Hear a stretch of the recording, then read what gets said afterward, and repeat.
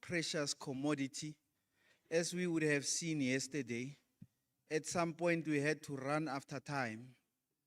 At some point, we had to make way for you to have your own time.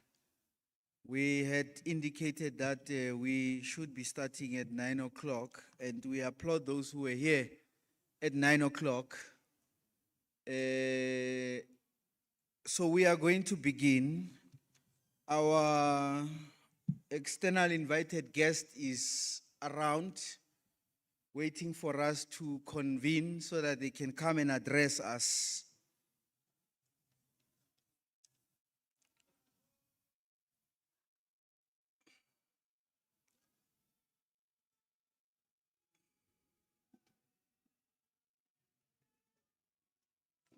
Our other colleagues who are from the other hotel are just arriving with their bus, and they feel that they have enough energy to disrupt us whilst they are late. So we must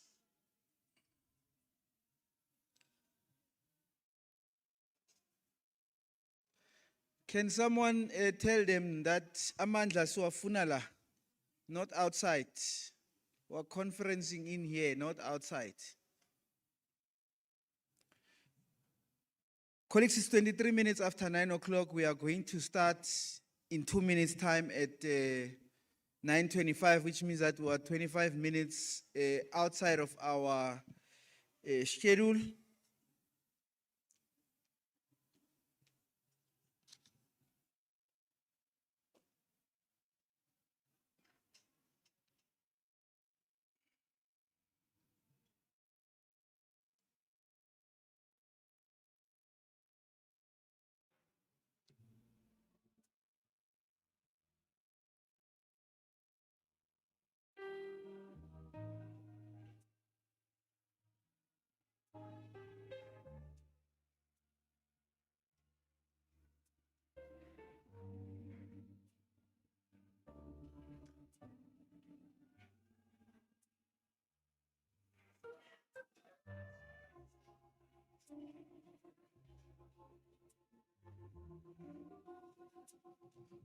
Comrade Nombasa, can I ask you as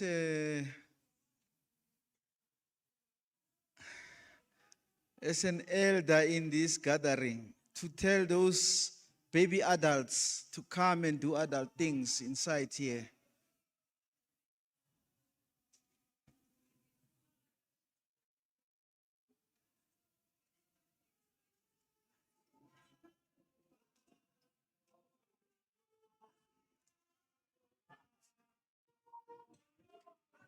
How are you?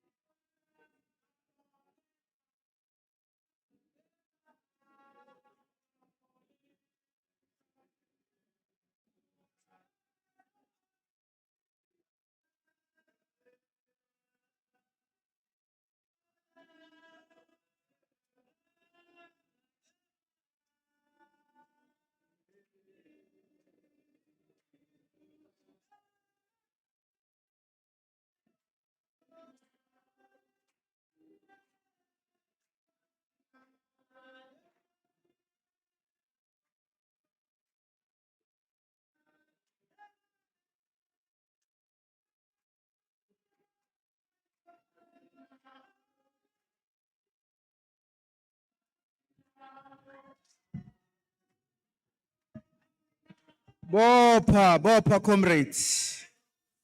Bopha comrades. May I request that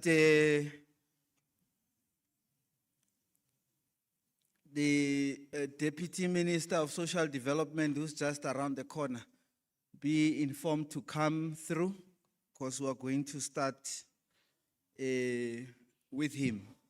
The minister has asked that he comes through, and he's here. He has been here since 8:30.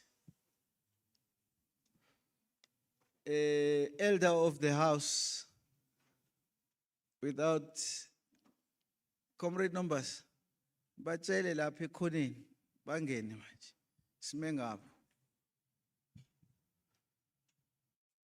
While she is doing that, as they come, asishaye ke leli gwijo.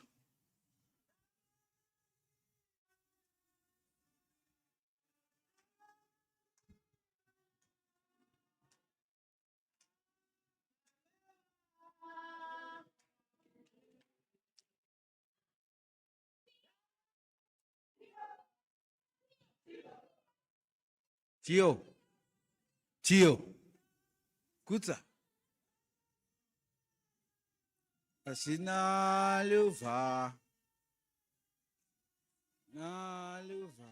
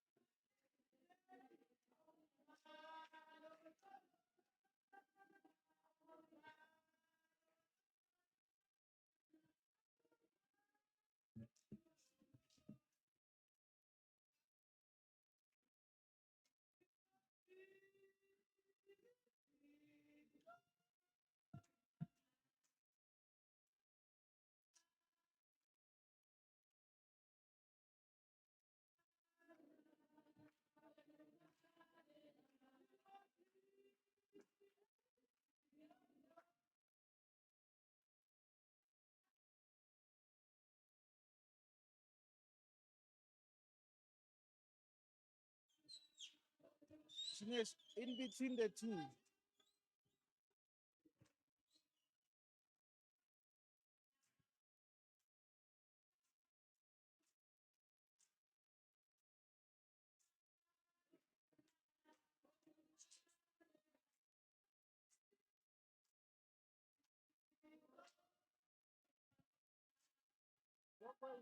Yeah, it's fine. Move over that side. Oh, one second. Okay. Zizojika izinto owena ukhalelani owena ukhalelani owisililo sikamama siwoye owena ukhalelani owena ukhalelani. Oh, we see the lost mama siwo, yeah. Oh, when you call landi, oh, when you call landi.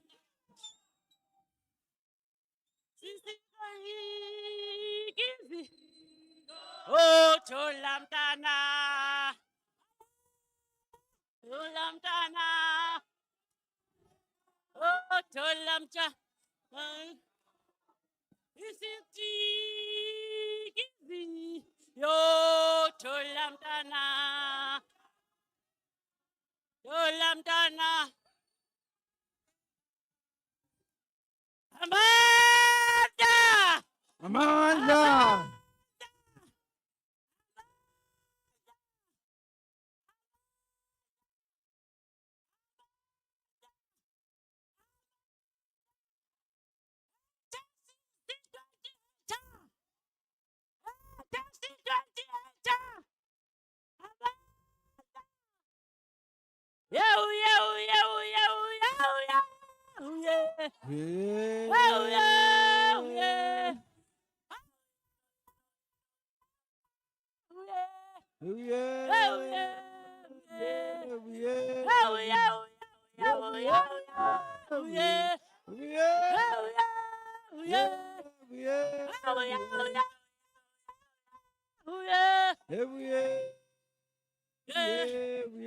Abafazi, abalala, kuthenga amadondo, nga- nga-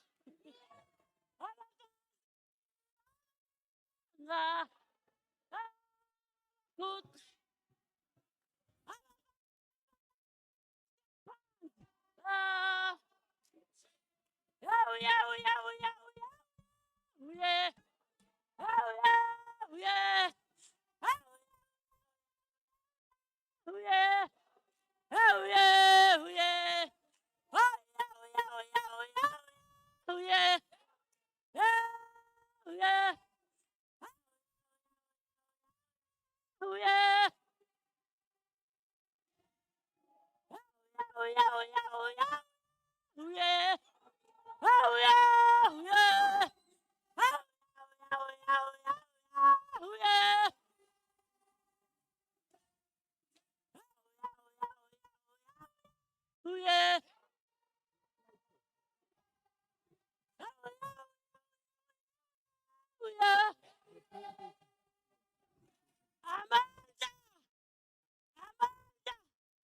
Gio, Gio, Gio, mama, Gio, Gio, Gio, Gio, mama, Gio, Mayihlale phansi Gio, ibambe umthetho. Gio, Gio, mama, Gio, Bopha, Gio, bopha, bopha, Gio, mama, bopha, Gio. bopha, bopha, Kuza, comrades.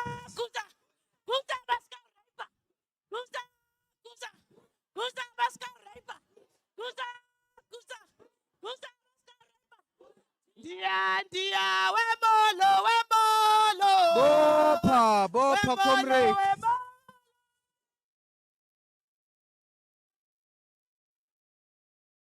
Mayihlale phansi ibambe umthetho. Mayihlale phansi ibambe umthetho. Mayihlale phansi ibambe umthetho. Sengihleli.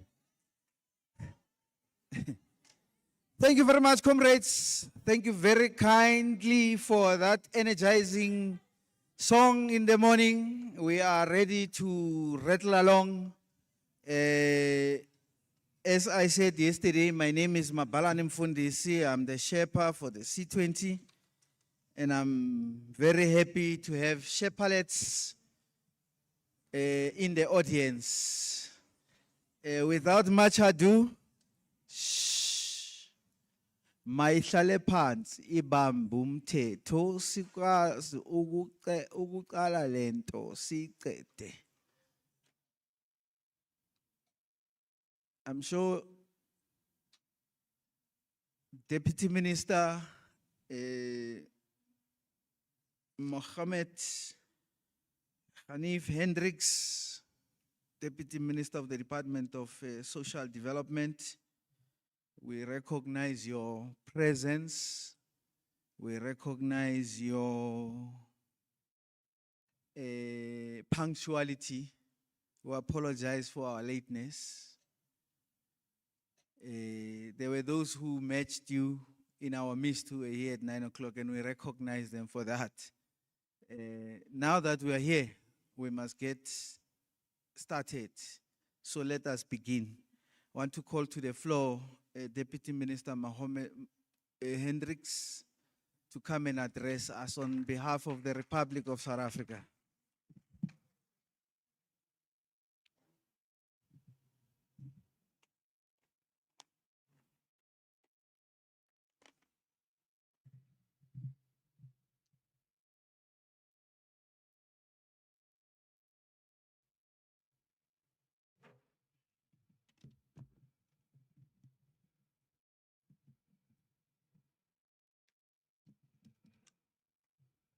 Sanibonani. Sanibonani. Good morning. When we start proceedings of such magnitude, and when we have the leaders of the world here, and for me, the leaders of the world come from civil society organizations. We have to honor the great leaders of South Africa. So I want to sing a song, but I can't sing to save my life. And I'm sure that the princesses and the queens that was here in front of you, they will assist me. I will sing the song in English because many of us don't understand the 11 languages, or 12 languages we have in South Africa. So I will sing in English, and I require the assistance of our Xhosa speaking, Zulu speaking, all languages to sing it in their mother tongues. Nelson Mandela, Nelson Mandela, and there was no one like him. Nelson Mandela, Nelson Mandela.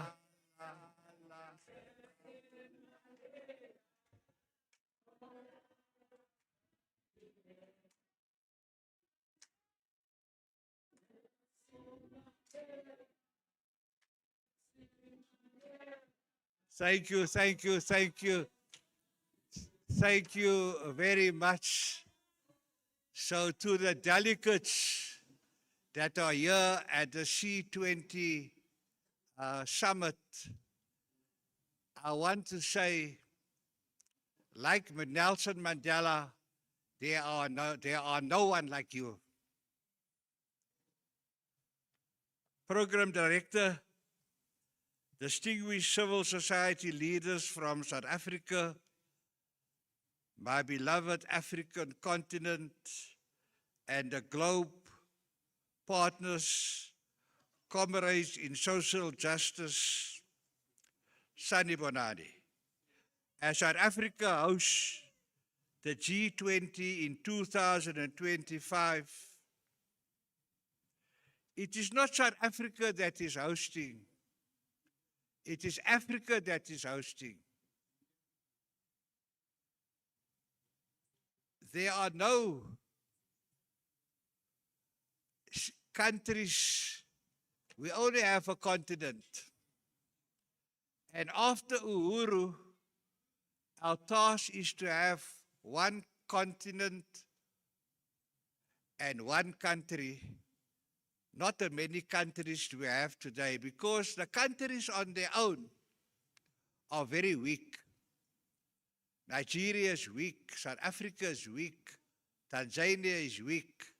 But if all the African countries are like the British Commonwealth or like the European Union, we are one continent, then Africa is stronger than the Commonwealth and the European Union combined.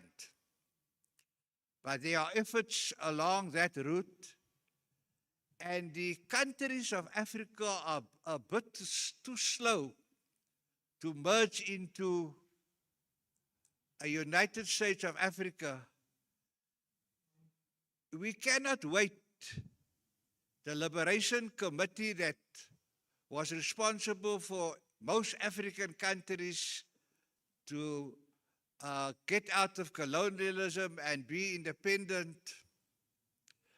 That Liberation Committee was dissolved in 1994 when South Africa got its independence, when South Africa came free of apartheid. So it's nearly 30 years after that, And you find every country is operating in silence. In Africa, and that's the United States of Africa. So I welcome you here to this C20 South Africa Summit. As South Africa hosts the G20 in 2025, it is important that people's voices, especially grassroots and community formations, are not at the periphery, on the sidelines, but at the center of the conversation. And I understand that this C20 conference has solidified that, and I would like to congratulate you. I want to appreciate the C20 process for creating a structured platform for those voices to feed directly into the G20 Social Summit to be held from the 18th to the 20th of November. So on the eve of the G20 Social Summit, this is a build-up. Thank you very much on behalf of the Government of National Unity for this build-up. We've been having these build-ups for many months. It was my honor to open the interfaith build-up.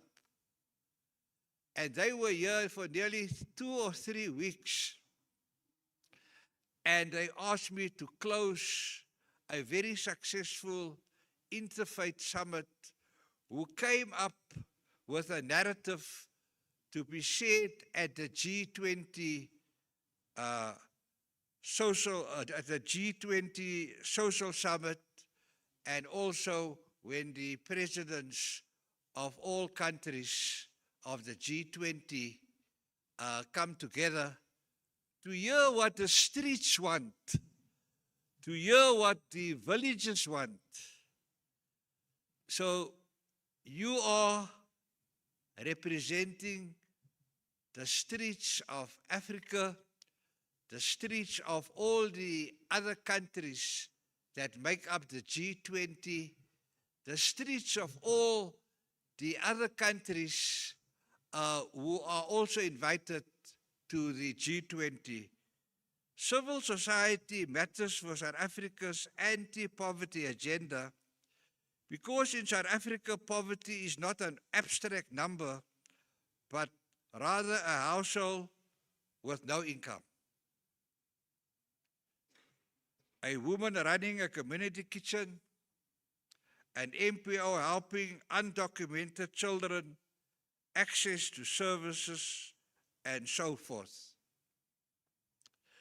So there are undocumented children born in South Africa, and there are undocumented children that comes from other parts of Africa.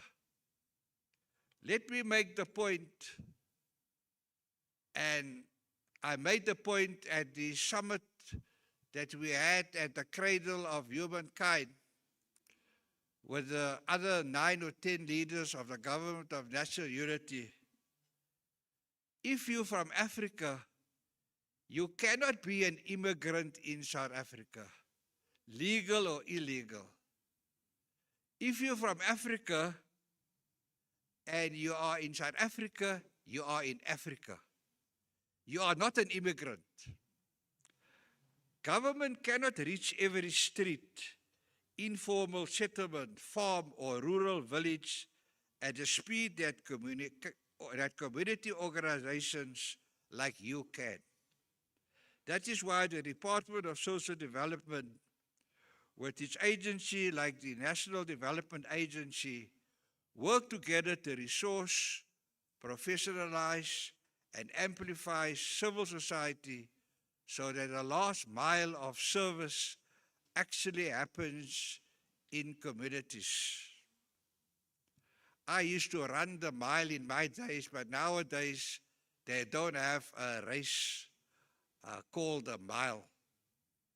Because I challenged Gayton McKenzie, the Minister of Sports, while we argue in the Government of National Unity, let's fight it out by running a mile. I will beat you. The C20 speaks of consolidating African civil society priorities, strengthening solidarity, and putting forward a policy pack to the G20 Social Summit. I look forward to the policy pack which you have developed and next week will be unpacked at the G20 Social Summit, and that will feed into the G20 proper. It is community organizations that need to own the narrative. The streets don't want to be run by politicians, by governments, by dictatorships, by the army. They want the leaders from the ground to take the lead and take them out of poverty.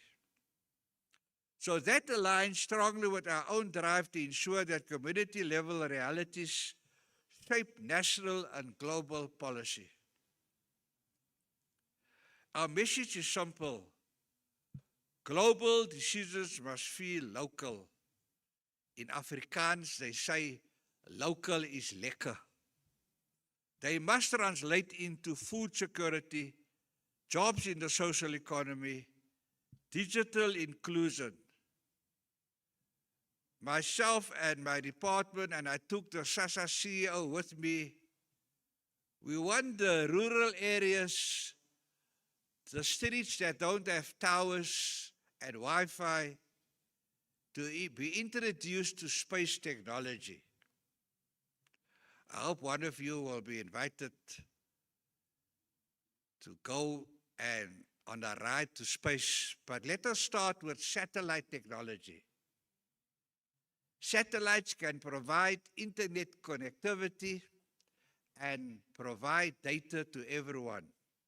You know, nowadays, it is not bread, it is data and water that is on the top of mind of all families living in poverty.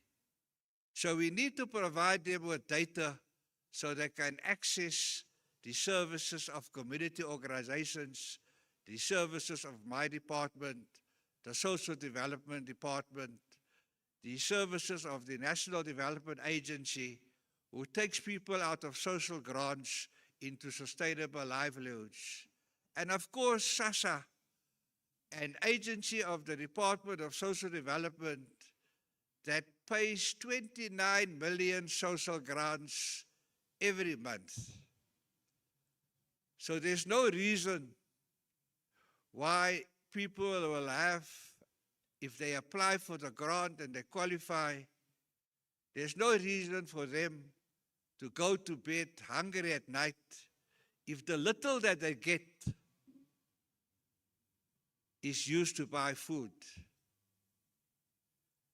South Africa is one of the countries, if you calculate how much we spend out of our budget for the poor, a figure of 62% comes to mind. So when you spend 62% of your budget to take people out of poverty, that is commendable. And that was the objective of President Ramaphosa when he first took office.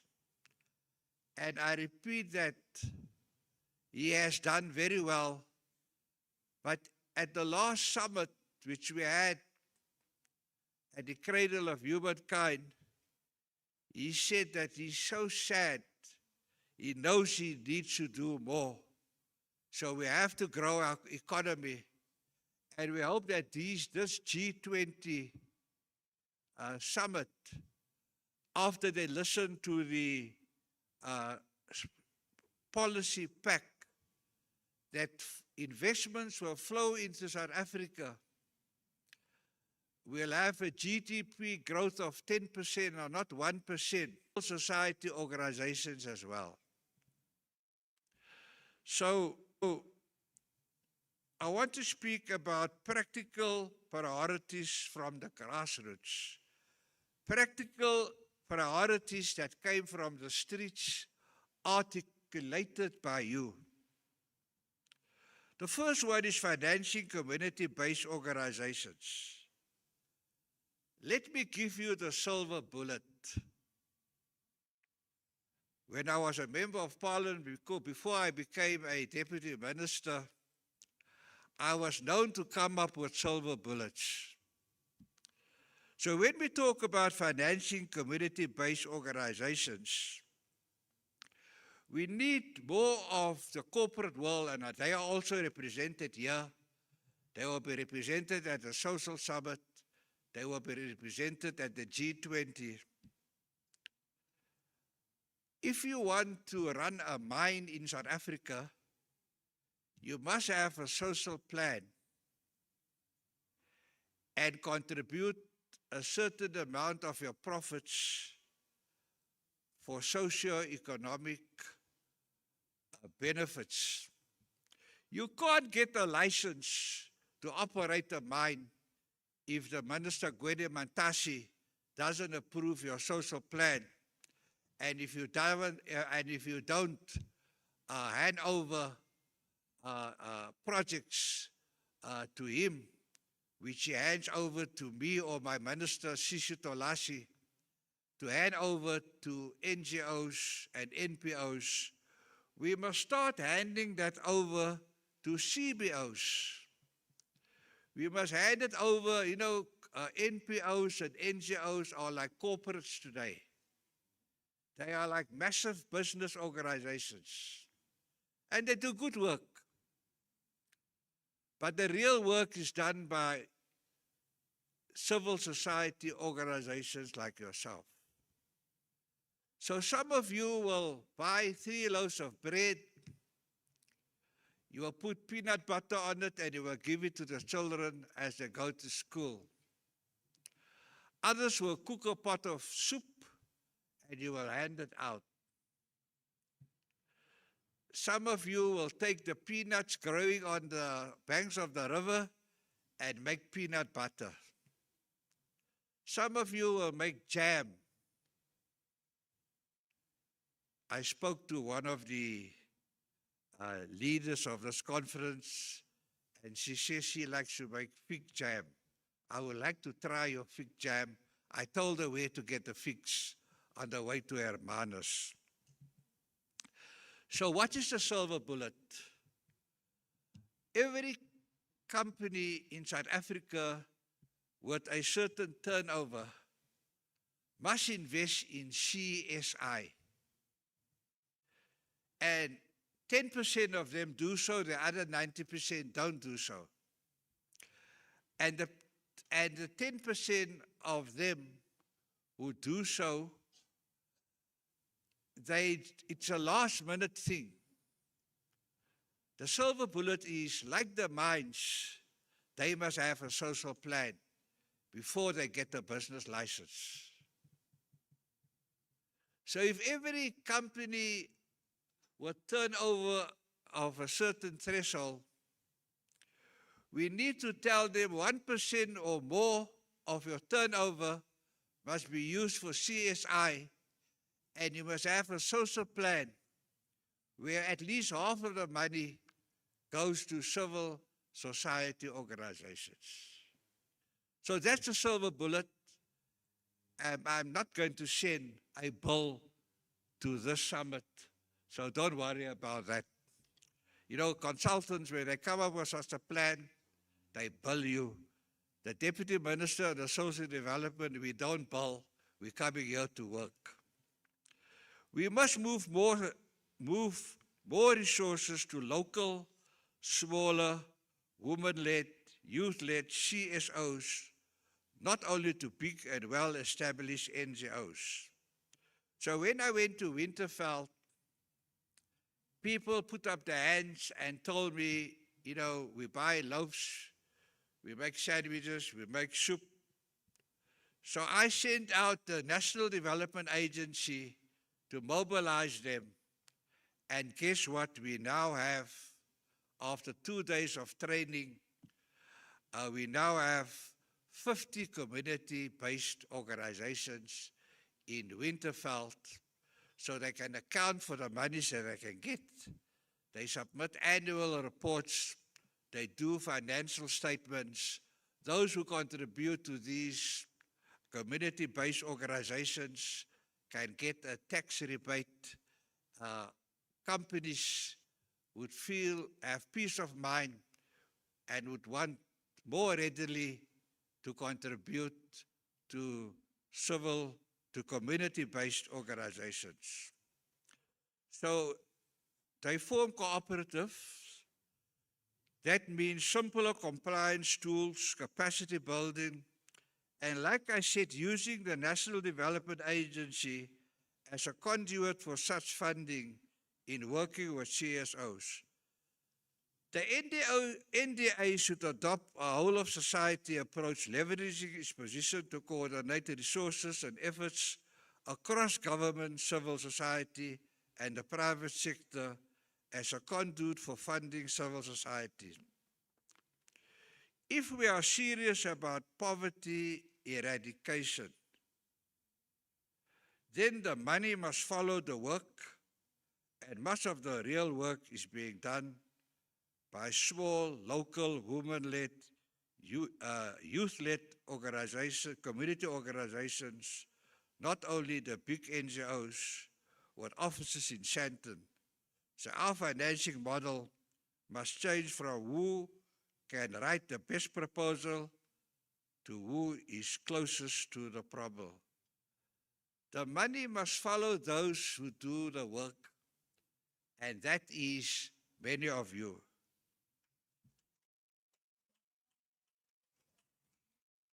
A single institution cannot fund everyone, but the National Development Agency can coordinate who is funding what in a district. South Africa is divided into 9 provinces. Now it is divided into 52 districts. So the 8 metros like Joburg and Cape Town, they are a metro and they are a district.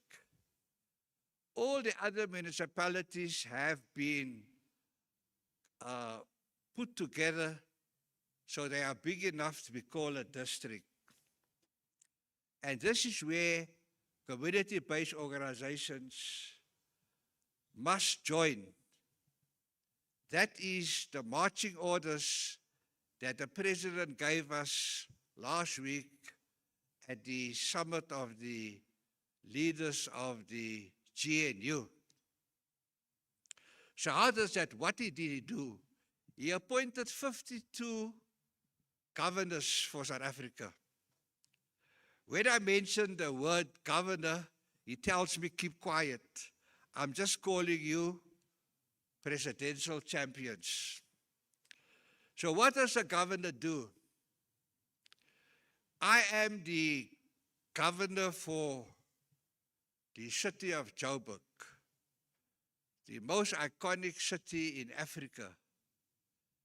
Here we have the most dollar millionaires living in Joburg. So in Joburg, services are provided by the municipality, by the province, by national. So the president has asked us, some of them perform the same work, let's say drugs, prevention of drug abuse, substance abuse. So they have a budget in all 3 tiers of government. Then there are community-based organizations who also work to prevent drug abuse and even treatment by having registered drug rehabilitation centers. The president says,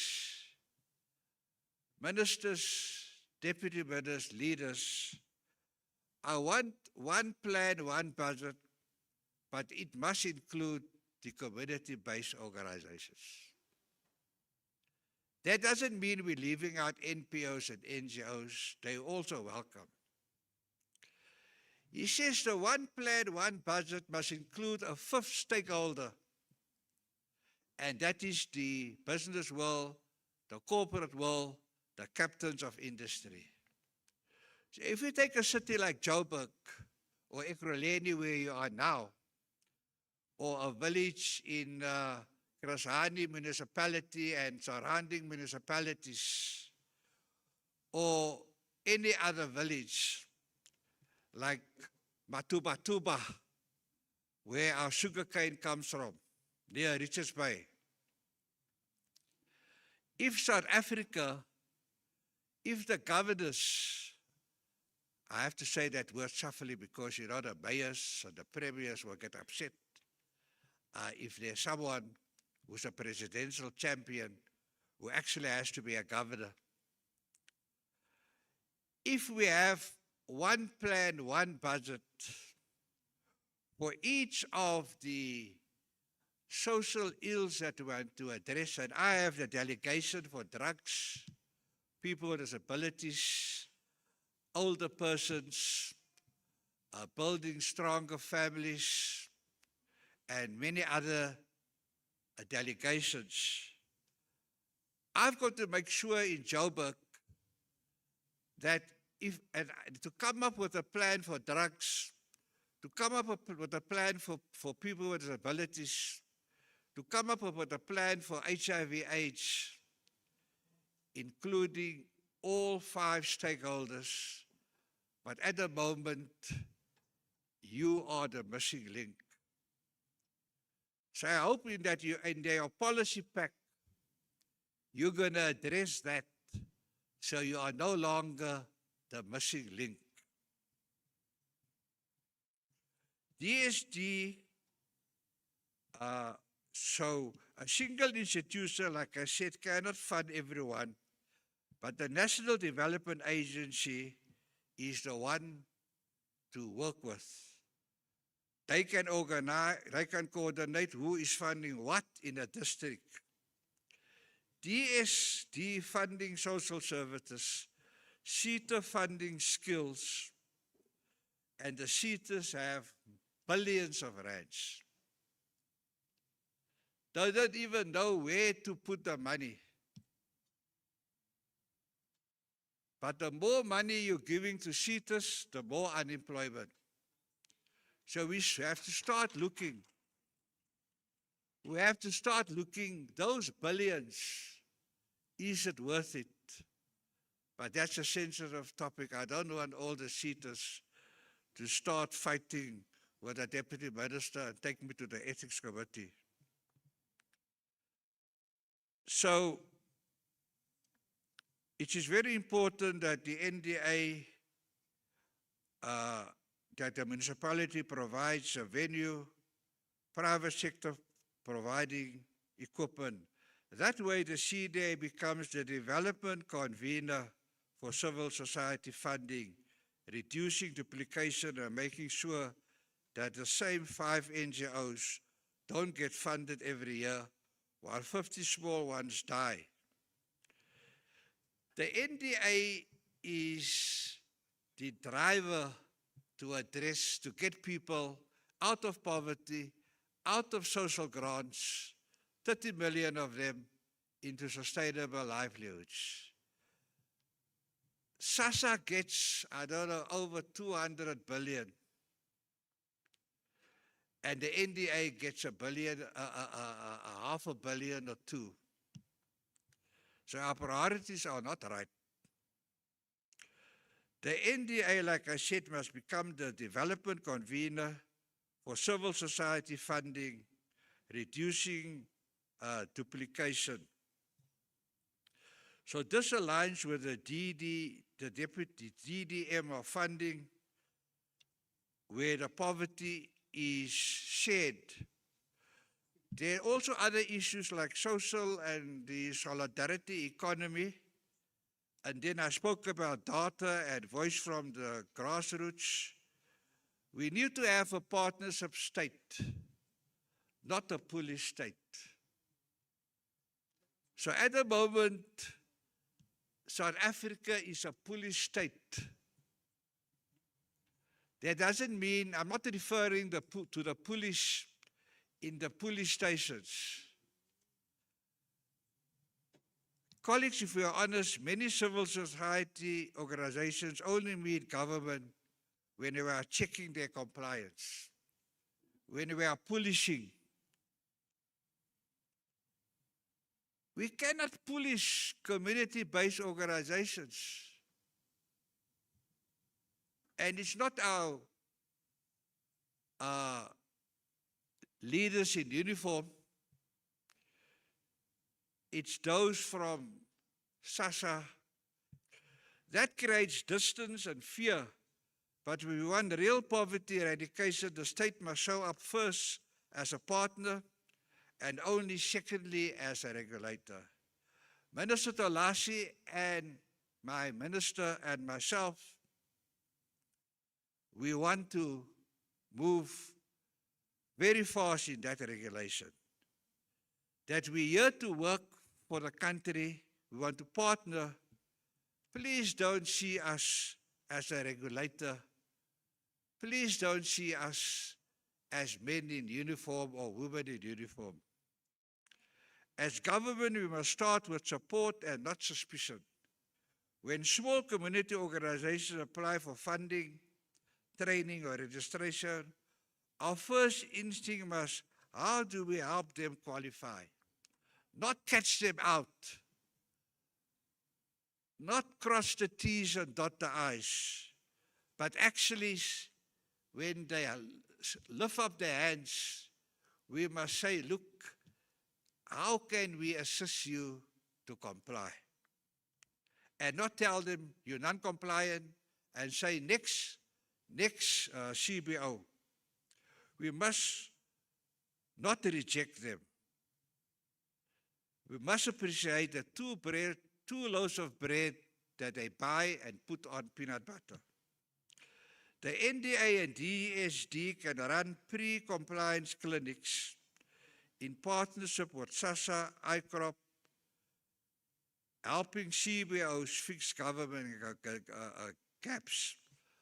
So I have already done 12 ICROPs in the deepest rural areas you can think of and in the city of Joburg. And when I organize an ICROP for 250 people or 1,000, most of them are from community-based organizations.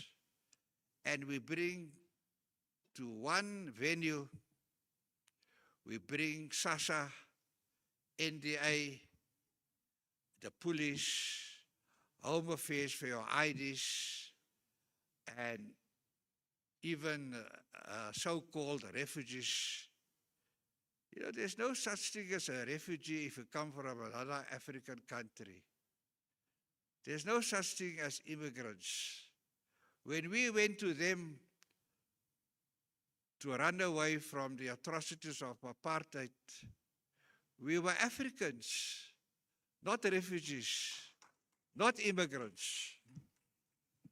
Instead of government arriving with a finished program to community and saying, implement this, we convene local CSOs, ECD centers, shelters, faith-based groups, and ask what is happening in their community, what works, then we resource that. That is what NDA does.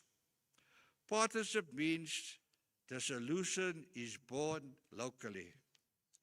We must have flexible funding windows. A policing mindset says you don't tick every box, so no funds. A partnership mindset says you are clearly serving abused women, youth in conflict with the law, so let us give you a smaller, lower risk grant while you improve your systems. That way we do not collapse the good work just because admin is weak. So my appeal to my officials, chief directors, colleagues in other ministries, when you visit and a community-based organization where they come to you, don't let them leave empty-handed. That is unrevolutionary. In closing, as government, we recognize civil society as innovators. Many of the best ideas of community kitchens, youth safe spaces, ECD in churches, informal carers starting in civil society, not in a government circular. A partnership state deliberately pilots CSO innovations, and that is what I'm doing now. But I'm relying on that social policy pact. I'm relying that that pact will capture the imagination of G20 leaders. So we pilot CSO innovations, document them, and then scale them through the state system. CSOs get bounced around, go to DSD, go to N, go to the province. So when I do the iCrops where the community attends, I tell them, you don't have to go to DSD, go to NDA, go to province. Come to me, and I make my private secretary stand up, and she shares with them her name, her contact details, so that their voices comes directly to my ministry. Civil society must account for public funds, and that will never change. But government must also account to civil society for delays in disbursements, for overcomplicated reporting, and for policies that block community initiative.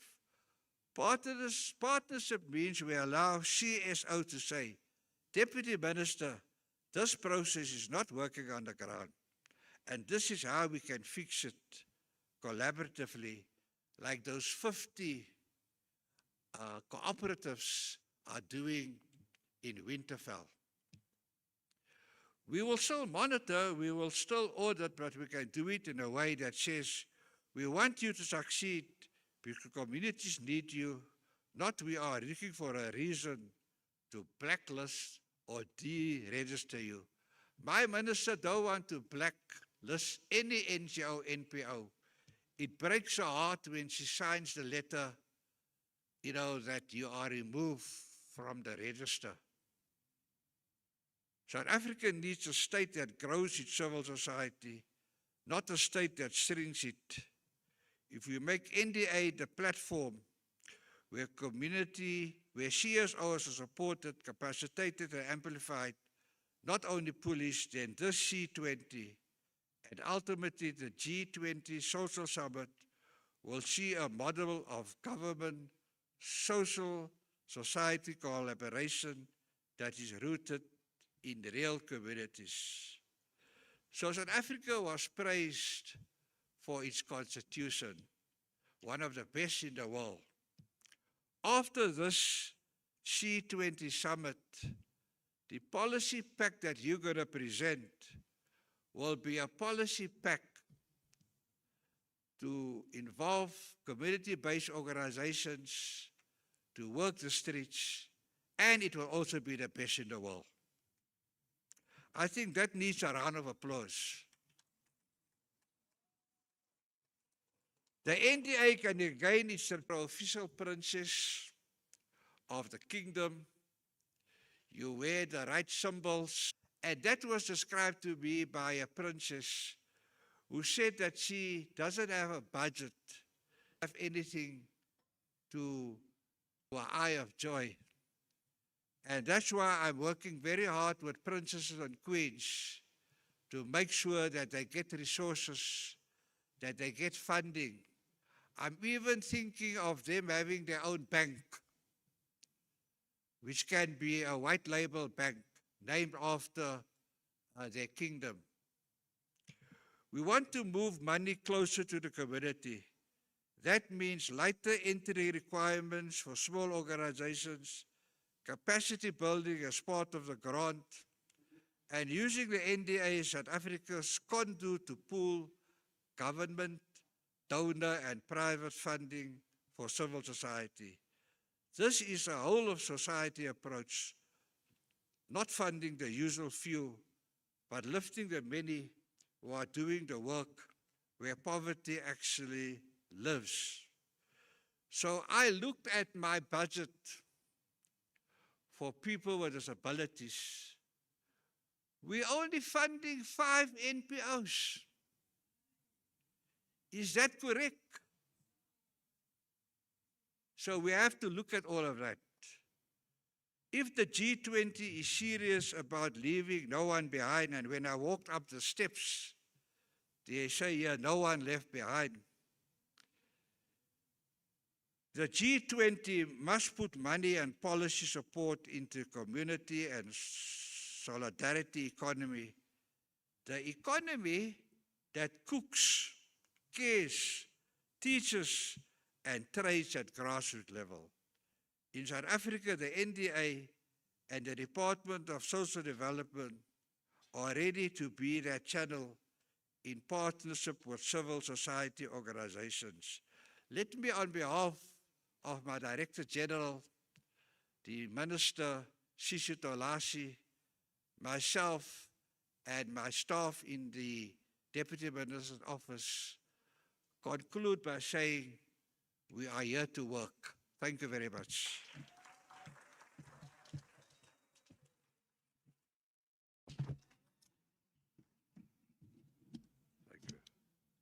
Thank you.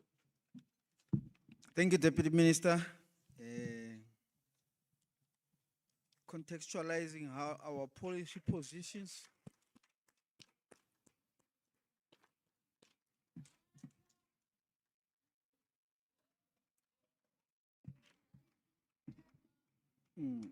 So the Deputy Minister was articulating the contextualizing of policy to action and what the South African government through the Department of Social Development, which registers all non-profit organizations. So you have to have a non-profit organization certificate. You don't pay to register. All they need is that you need to be compliant. You have a board, you have programs, you report on those programs annually. So the compliance is talking about is that compliance, and the other additional compliance in terms of other bodies that require the South African Revenue Services for your tax clearance and all of those other things. So it is in line with what we have said in our policy position. But we now, Deputy Minister, want you, because after this session is done, if you want to take a break, you may do so, but before that, we will take pictures with you. But we want you to listen to colleagues that are going to provide us with perspectives from different countries.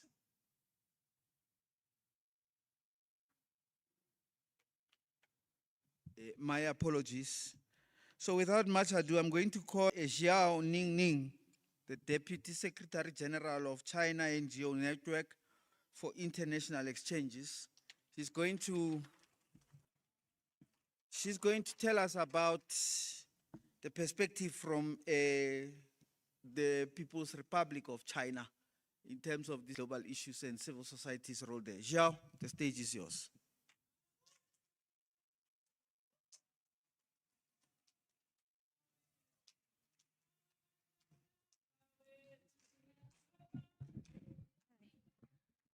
Thank you.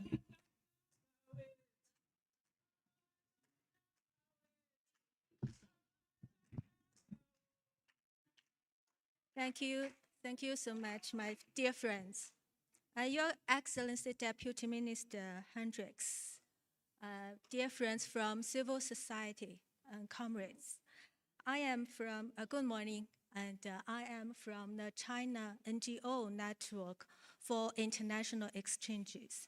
And it is my great honor to join this C20 summit, South Africa. And on behalf of my organization and my colleagues from China's civil society, we would like to extend our heartfelt gratitude to the organizers and warm greetings and best wishes to all the participants. Established in 2005, CINI, which is the short term of my organization, is China's largest umbrella organization dedicated to international exchanges. We are committed to fostering global cooperation and friendship, and to build a community with a shared future for mankind. As the leading coordinator for Chinese organizations' engagement in the C20, we hosted the C20 meeting in Qingdao, China in 2016. Since the inception of C20 in Russia in 2013, it has consistently injected vitality and momentum into the G20 process. It has become a constructive dialogue platform for civil society cooperation, helping to address challenges faced by G20 countries and the wider international community. Over the past decade, effectively mobilized public participation, gathered wisdom, and amplified voices from the people, making unique contribution to the G20 agenda. Dear friends, civil society serves as a bridge of people-to-people connectivity and a dynamic force in global governance. Today, as the world undergoes great changes unseen in history, we face growing challenges, inequality and climate change to public security threats.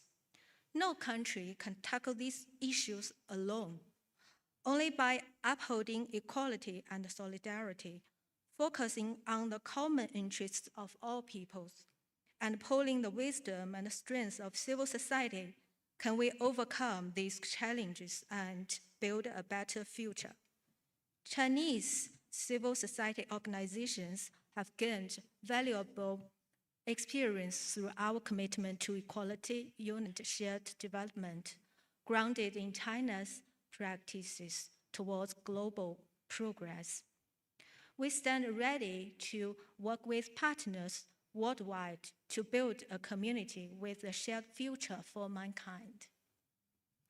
Equality is the cornerstone of civilization and the premise for civil society cooperation. We must always ensure that all countries can enjoy the right of development regardless of their size, strength, or wealth. All people, regardless of nationality, gender, age, background, deserve equalities to enjoy rights to subsistence and development. Chinese CSOs have prioritized the protection of vulnerable, including persons with disabilities, women, children, and the elderly, through comprehensive support mechanisms. For example, more than 13,000 disability service organizations help millions integrate into rehabilitation, employment assistance, and barrier-free facilities. CSOs dedicated to women and children affairs advance gender equality, promote anti-domestic violence legislation, support girls' education, and provide maternal and child care services, ensuring that women enjoy equal rights to education, employment, and development, and that every child grows up in a fair environment. Solidarity is key to addressing global challenges. Guided by the spirit of harmony in diversity, Chinese organizations foster collaboration among government, business, and the public, and strengthen international partnership abroad. Chinese CSOs actively practice the vision of a community with shared future for mankind in international cooperation with CSOs worldwide to promote the common development through unity. In recent years, Chinese organizations has carried out more than 2,000 cooperation projects with CSOs of countries alongside the Belt and Road in poverty reduction, education, health, and environmental protection. In Africa, Chinese organizations cooperated to the principle of inclusive public welfare for all and fostering development through ensuring that diverse groups to address the integration needs of migrant populations, ethnic minorities, and new social strata. CSOs offer specialized services such as cultural exchange, language training, and employment guidance, helping these groups enhance their sense of belonging and realize self-fulfillment. Dear friends, as we speak, challenges unseen in a century are unfolding at an accelerated pace. Deficit in peace, development, security, and governance has grown. The North-South gap. At this very moment, over 100 million people in the world are displaced from their homes and suffer from hunger. The Global South is speaking up more strongly for change and development. Chinese President Xi Jinping put forth that development holds the key to solving various difficult problems and delivering better lives to the people. No country or nation should be left behind in the pursuit. All countries and nations should have equal access to the opportunities and the rights to development. China has proposed the Global Development Initiative, the Global Security Initiative, the Global Civilization Initiative, and the Global Governance Initiative, all aimed at uniting people worldwide to jointly build a world of lasting peace, universal security, common prosperity, openness, inclusiveness, and a clean, beautiful environment. All nations and peoples deserve equal opportunities and rights to development. Civil societies should jointly rise to the challenge, create a better future, facilitate the implementation of the 4 global initiatives, and work together to provide Global South solutions for development and for building a community with a shared future for mankind. Let us uphold equality and solidarity and boast the C20 cooperation with openness and inclusiveness. In the face of rising unilateralisms and protectionisms, civil societies of G20 countries should work together as unremitting champions of solidarity in the international community. Let us uphold the people-centered philosophy of development. We should ensure that the fruits of development are shared by all. We should follow the principle of building a community with a shared future for mankind and support billions of people in the Global South escape extreme poverty and pursue a better life. Let us practice multilateralism and actively participate in global governance.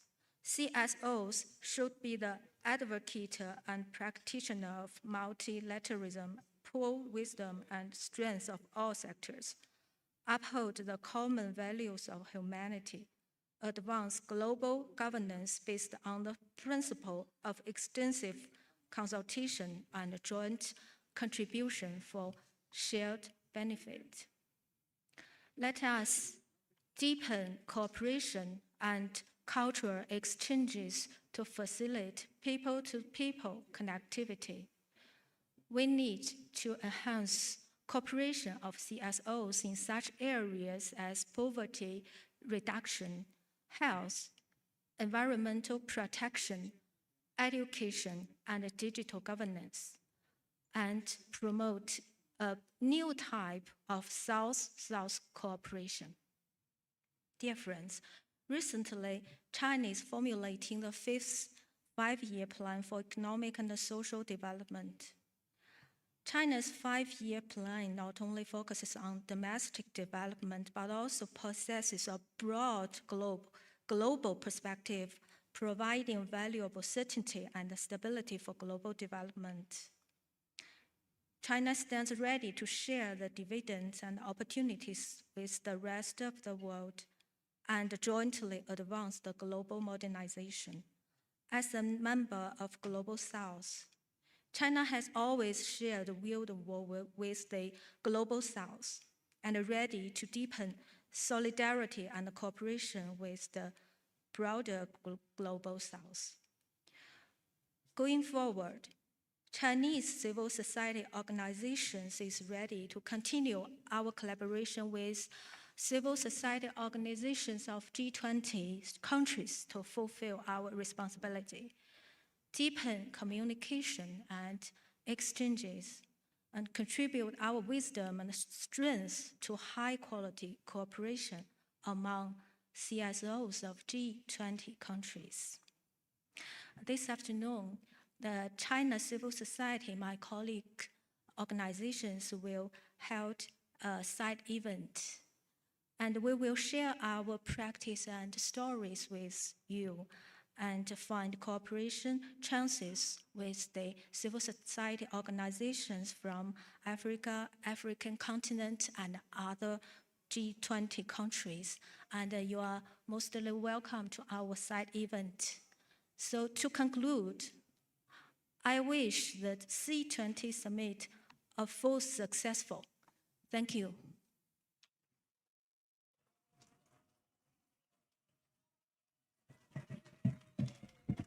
Thank you,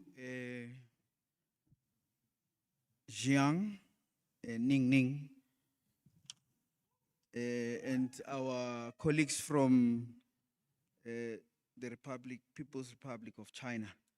Without much ado, let me look to my tech guys. We now have a colleague that will be talking to us.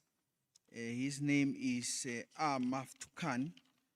He played the role that I am playing previously when Indonesia hosted the G20. He is and was and will continue to be the Sherpa for the Indonesian civil society. So without much ado, let's have Maf Tukan on the screen.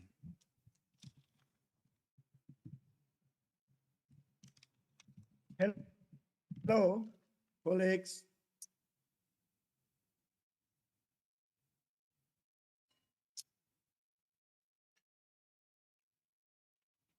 Good morning, Excellencies, G20 chairs of South Africa, Excellency Deputy Minister of the Department of Social Development of South Africa, Excellencies, C20 leaders, speakers, Dr. Krishna from India, distinguished guests, CSO leader, colleagues across the globe. I'm Aha Maftuhan from Indonesia. I'm senior researcher of the Prakasa, which is the Secretariat of C20 Indonesia 2022. I'm also Sherpa of C20 Indonesia Presidency 2022. And currently I'm member of International Advisory Committee of C20 South Africa. Warm greeting from Jakarta, Indonesia.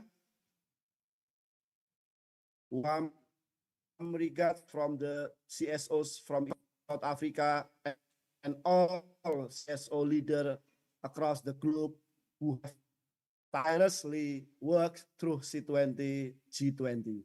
I deeply appreciate our contribution to advocate a better world. C20 summit is very important.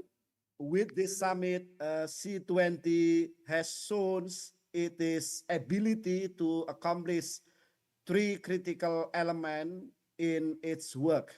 First, we are productive in gathering the policy recommendation from CSOs across the world. Second, we have been able to engage substantively with G20 leaders. The third, we have been able to consolidate as one movement of global CSOs.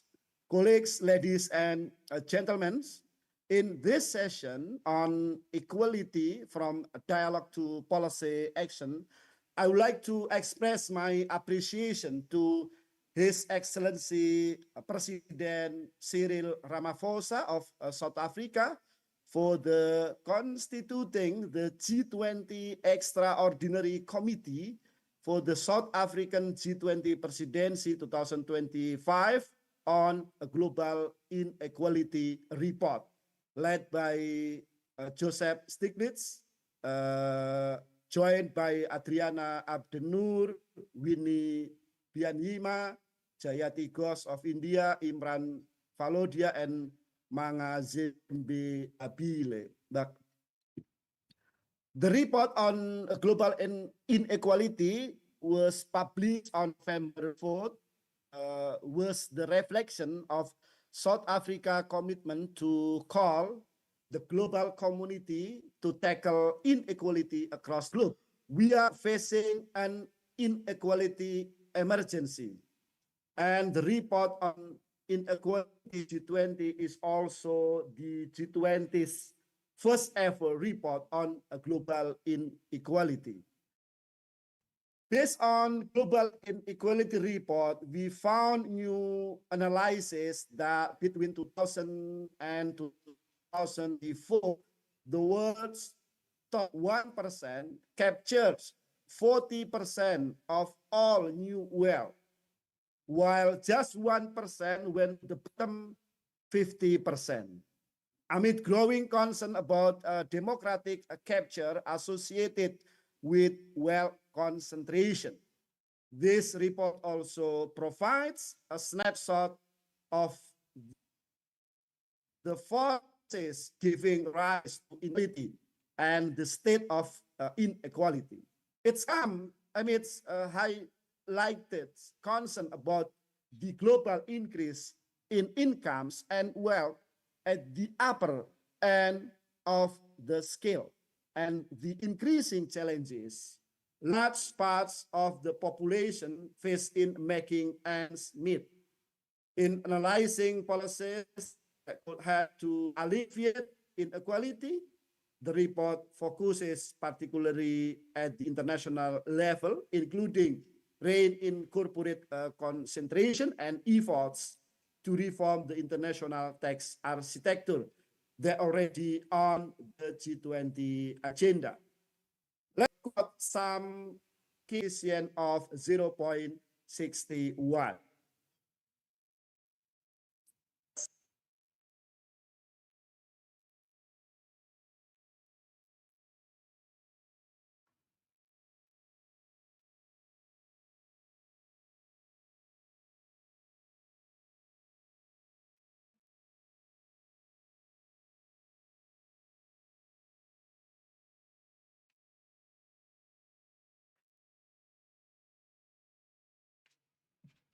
It's well increased by 1.3 million US dollar since 2000, while someone in the poorest half of humanity saw their wealth increase by an average of US dollar 585 over the same period. And then 1 in 4 people globally, it means 2.3 billion people face moderate or severe food insecurity. So the report is show us that the inequality in emergency situation. Colleagues, ladies and gentlemen, as we all know, inequality has many negative impacts in economics, political, environmental, and societal. Inequality in particular undermine both democracy and economics progress. In our 4 people worldwide, no regularly skip meals, whilst billionaire wealth has no hit the highest level in history. As civil society organization, I call to you all to put inequality issues as one of our priority works. Not only income inequality, but also environmental, political, and societal inequality. In regard to that, we should make strong connection between each area of inequalities, including the inequality of public services. Bad public services will undermine social and political cohesion, eroding citizens' trust in a government. The consequences are political instability, decreased confidence in our democracy, enhanced conflicts, and diminished appetite for international cooperation. The inequality problem is not just a problem for domestic countries such as South Africa, Indonesia, India, and others, but also a global problem that should be on the international agenda, and therefore the G20s. Inequality has an important cross-border problem, inequalities between countries. Some of these imbalances in income and wealth distribution between countries result from globalization, driven not only by the benefits of global economics integration, but also by large corporate and financial interests. So, property rules, especially relating to climate change, and the national action, we need includes effort to explore the role of nation, reducing corporate concentration, taxing large capital gains, investing in public services, and more progressive tax and expenditure policies. The third, we need to have new model of operation, especially given geopolitical volatility, exploring new paths between countries, for instance, on taxes, trade, and the green transition. Colleagues, ladies and gentlemen, why do we to demand taxing the super rich? Because it is the real reflection of the fair wealth distribution, and because it is a policy tools that will effectively tackle inequality. We as civil society organization and as a C20 did incredible works previously to advocate a fairer global tax system through the implementation of wealth tax. So we can collect lessons, we can identify challenges and achievements for more effective advocacy works in the future. We need to continue to campaign and advocate on wealth tax on various existing platforms so that this issue continues.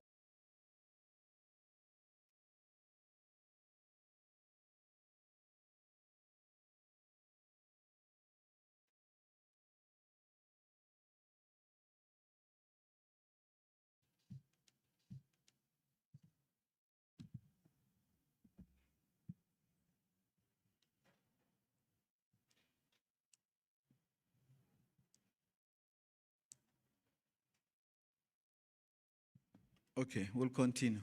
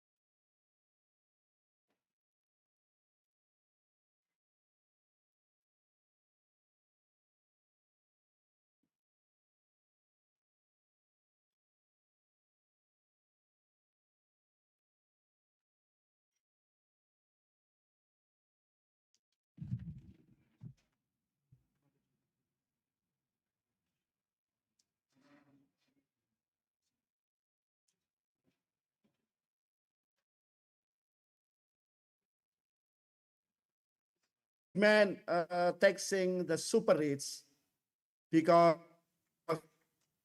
the real of the fair wealth distribution, because it is also a policy tool to tackle inequality effectively and sustainably.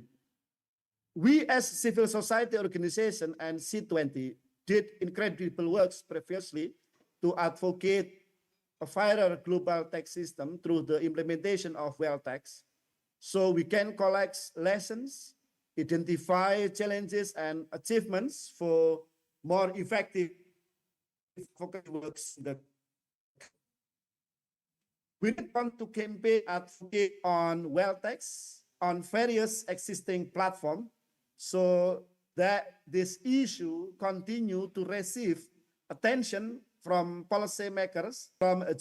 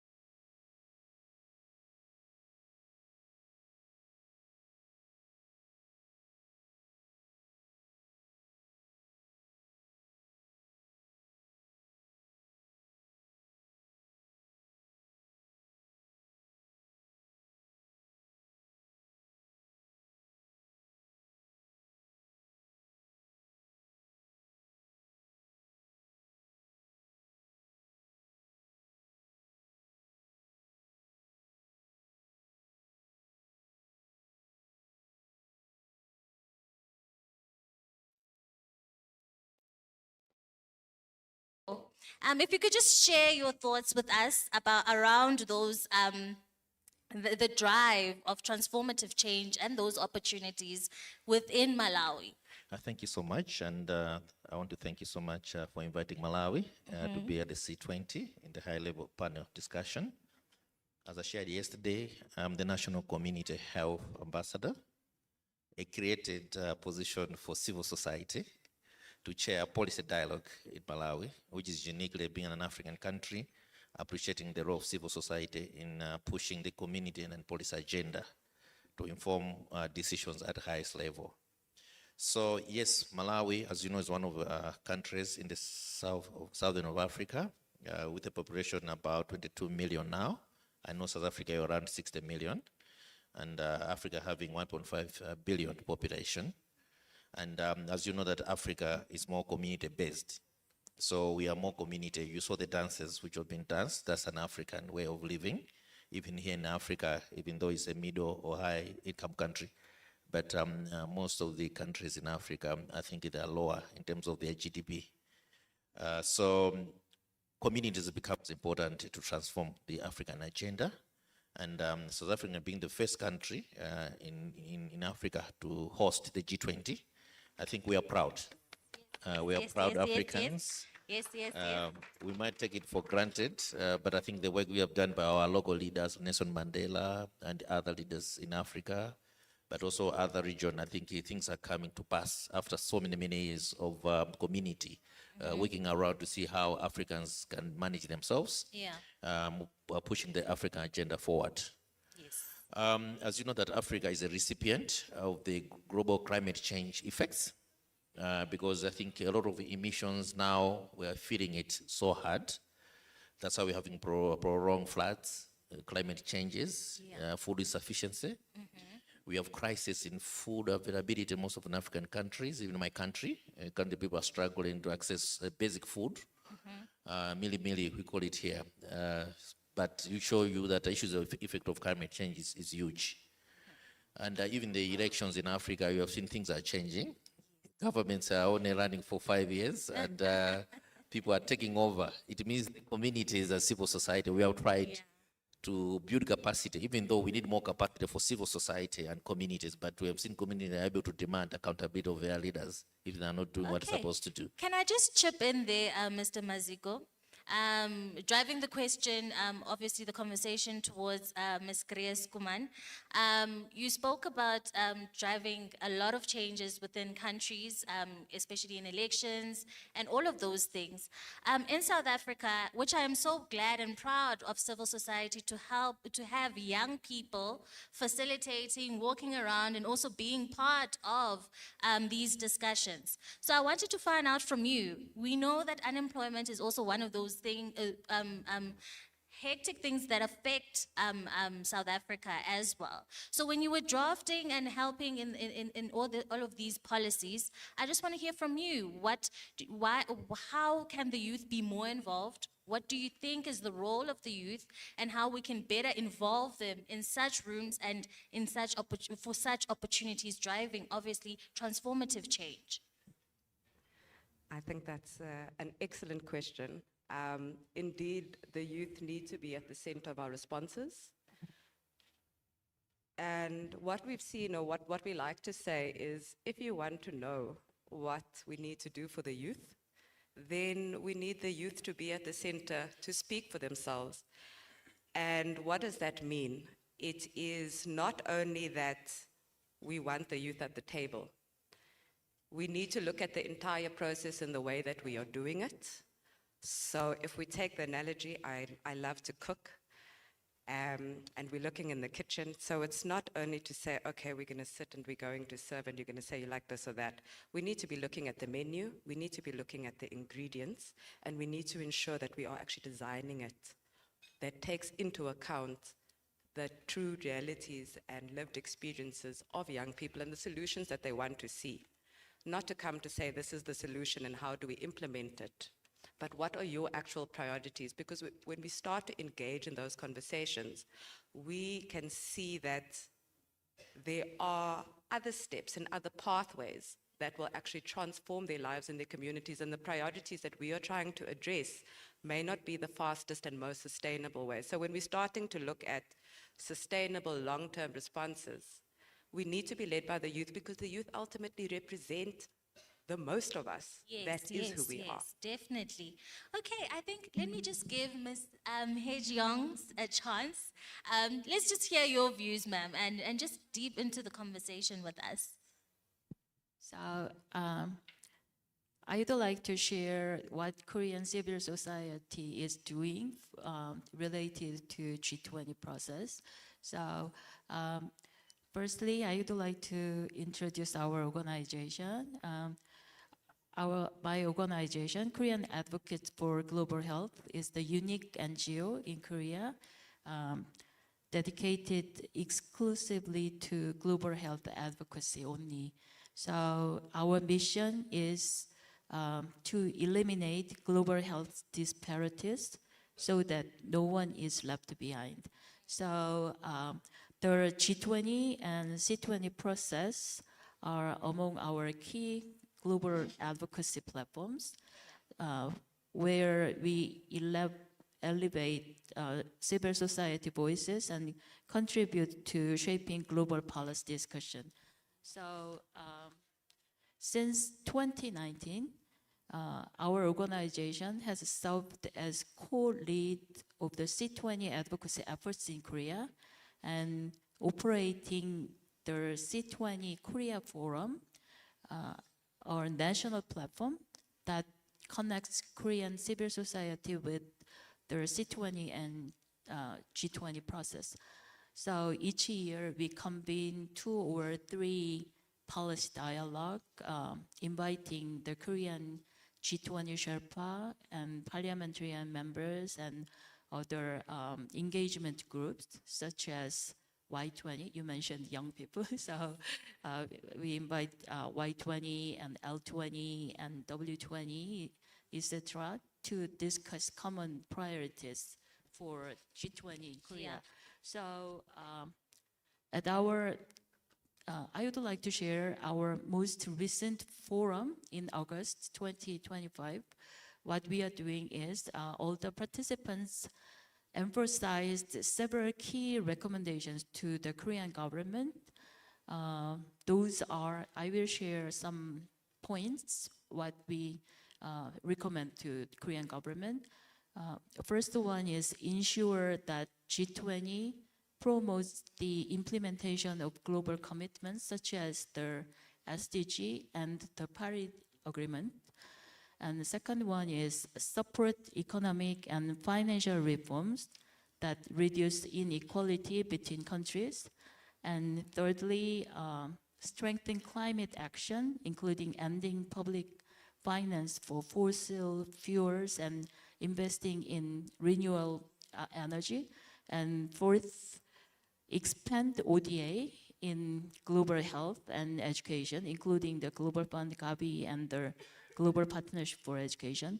And lastly, we also emphasize and recommend to Korean government institutionalize civil society participation in Korea's G20 government, Korea's G20 governance process. So those recommendations goes to their G20 Sherpa office and as well as the National Assembly, and I hope they can compile it and reflect some points to their agenda.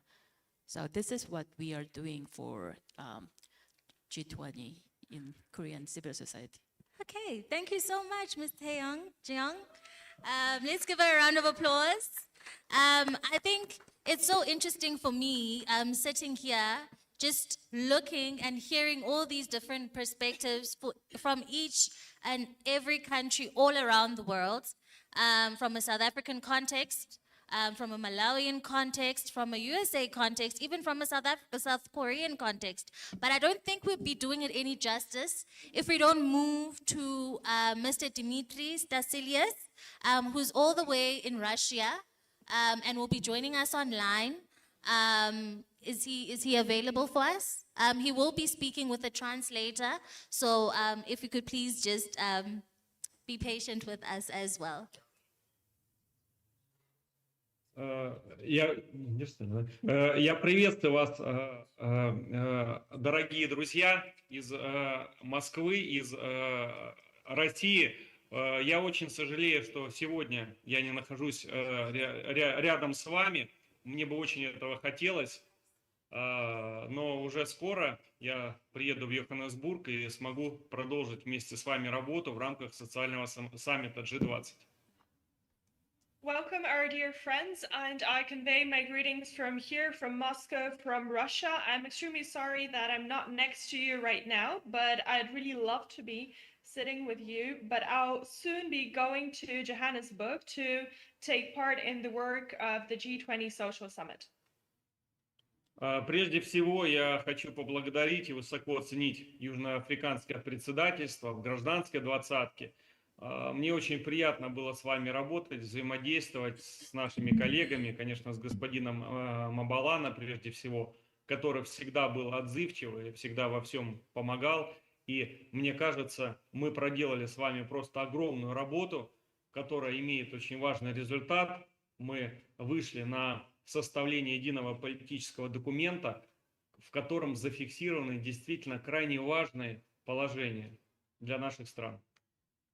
And first of all, I would like to thank you for everything, and I would like to highly commend the work of the South African presidency in the C20, and especially all my colleagues and all who were engaged in the work, and especially His Excellency Mr. Mabalane, who is always helping out and always assisting in all of the issues. And I think that we've done a great deal of work and we've achieved significant results as achieving the unified policy brief, which has provisions for all the countries. Я хочу сказать, что мир сегодня с его вызовами, с которыми мы сталкиваемся, как никогда нуждается в консолидации гражданского общества. И именно мы с вами должны стать объединяющим мостом для наших правительств, для того, чтобы совместно преодолеть все разногласия и способствовать процветанию наших стран и народов.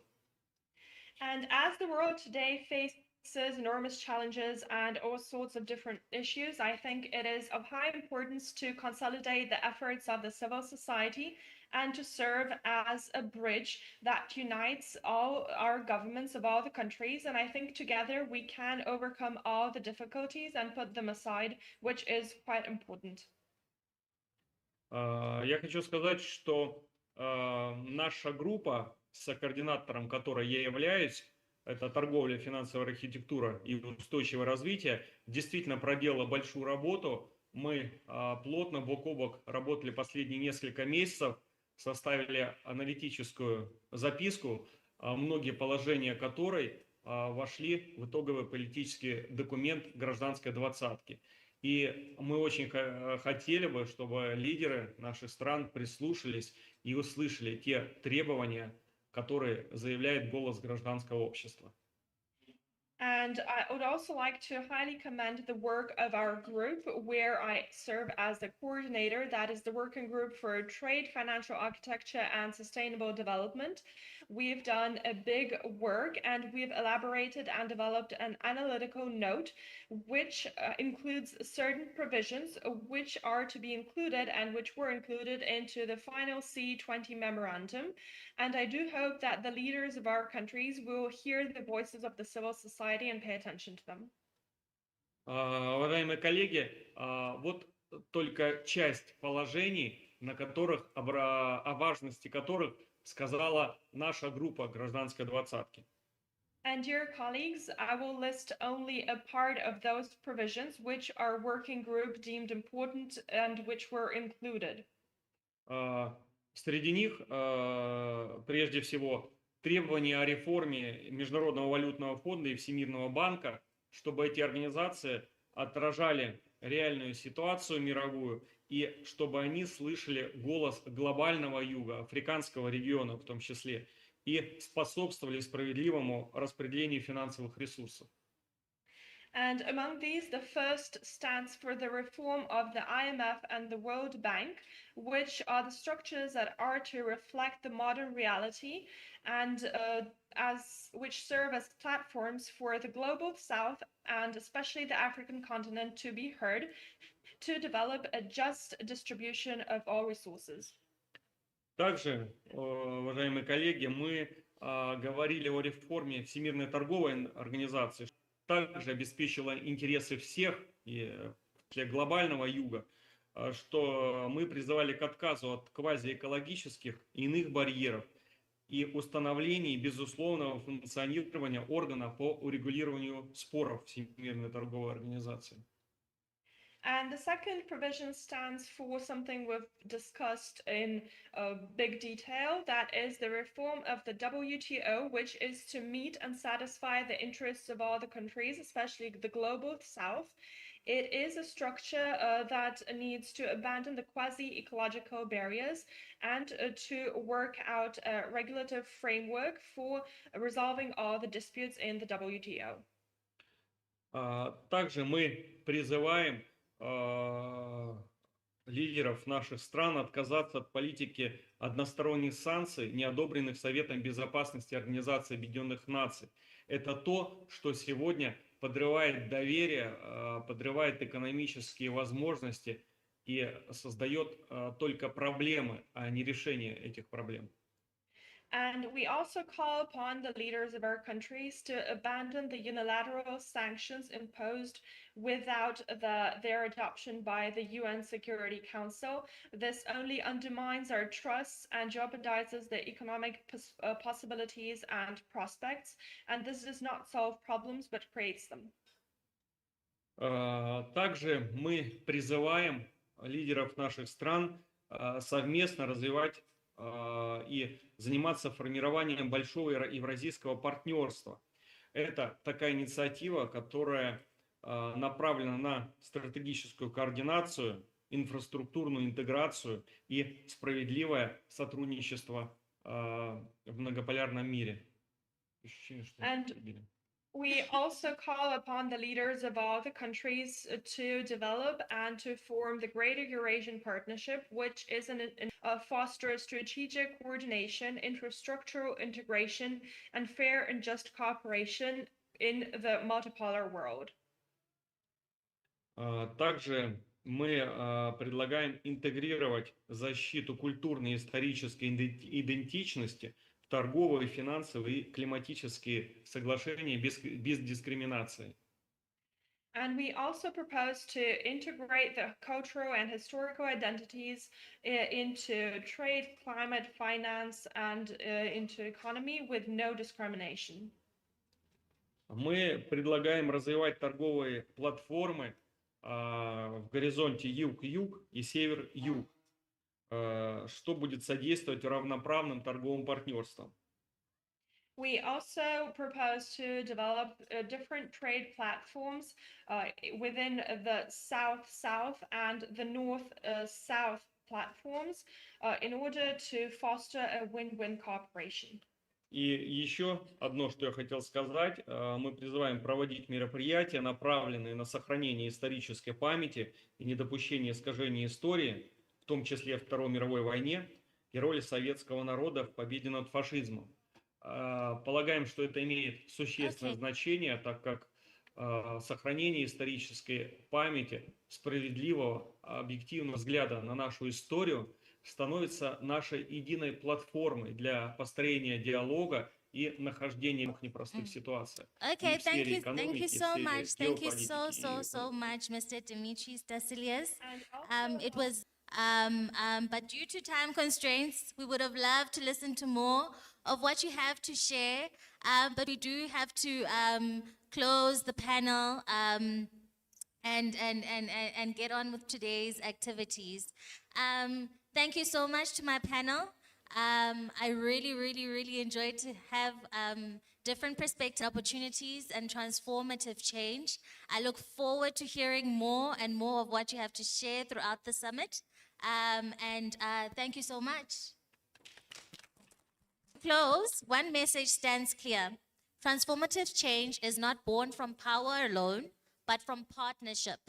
The G20 offers a platform, but it is courage, collaboration, and conviction of civil society that turns that platform into progress. Let's carry forward the spirit of today's dialogue, to listen deeply, act boldly, and ensure that the voices of all people in every corner of the world are heard and reflected in the decisions that shape our shared future. Thank you to our panelists, our partners, and to everyone, all of you colleagues, committed to making change possible. Thank you.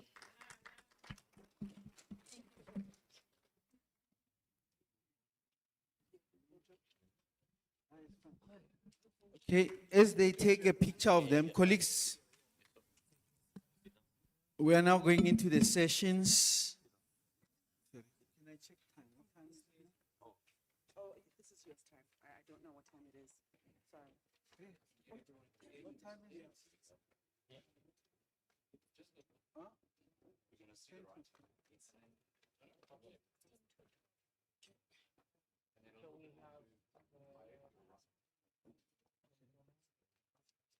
Okay. Thank you, colleagues. We are running ahead behind time, but we will make up for time. The next sessions are for the next 2 hours. They are breakaway sessions. They are going to cut out the 1.5 hour lunch into an hour lunch, which I think is still fair. So we're starting now at 10 to 12. We will finish at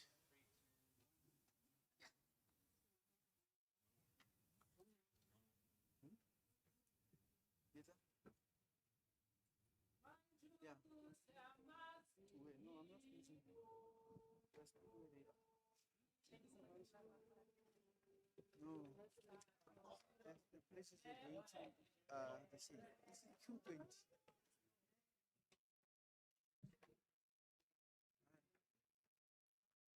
Wait. In the other rooms. Yes. Yeah. Yes. Okay, colleagues.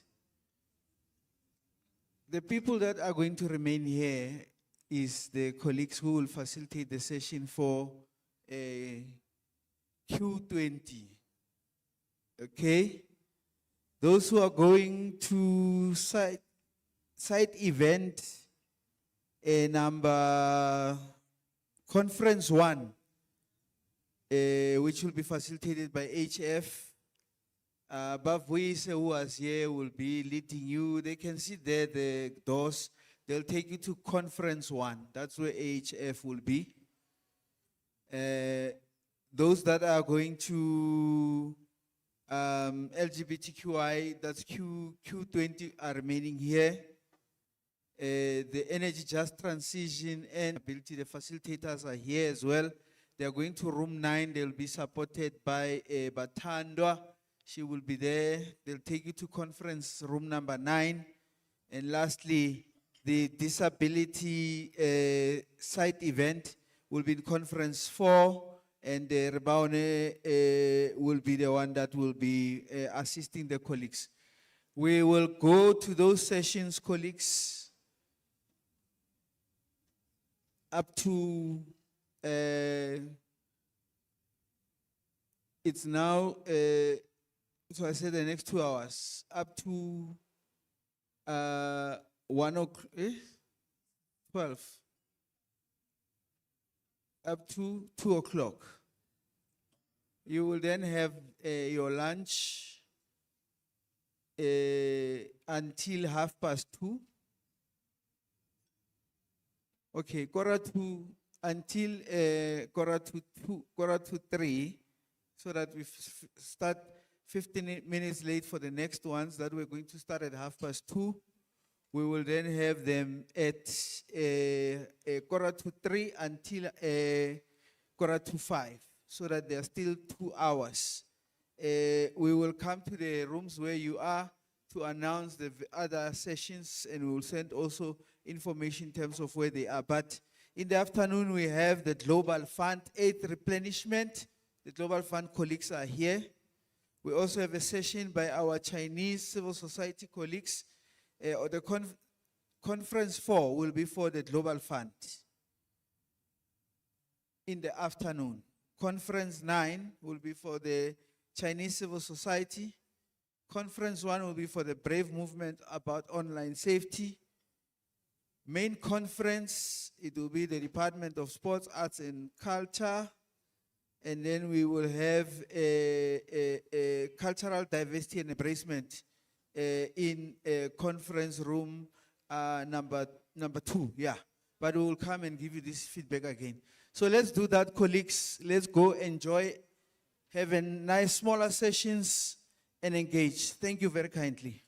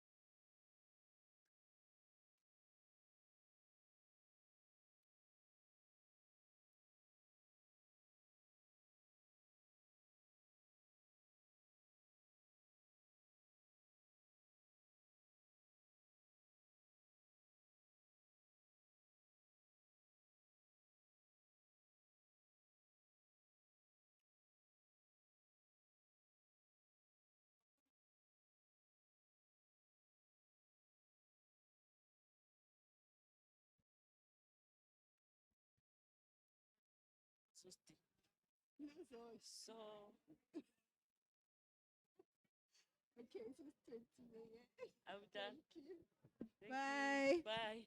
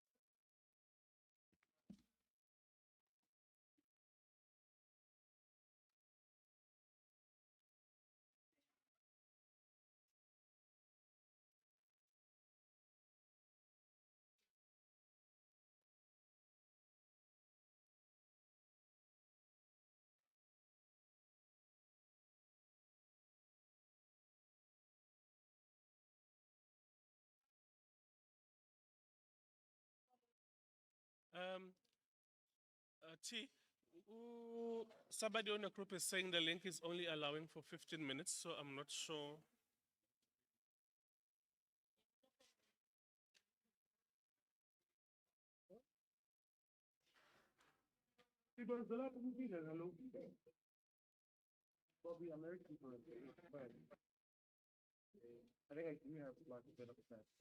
Sorry, the Wi-Fi here is a bit unstable.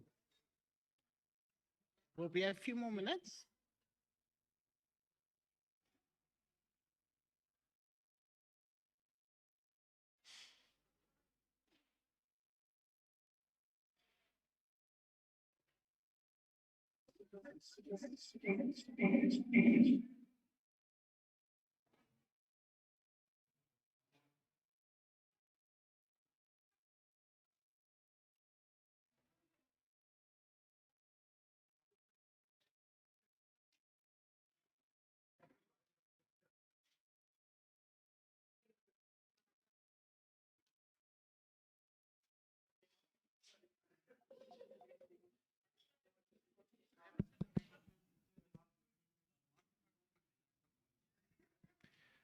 Ladies and gents, whoever is in the venue currently, please turn off your laptop volume and your laptop microphone, or your device volume and your device microphone.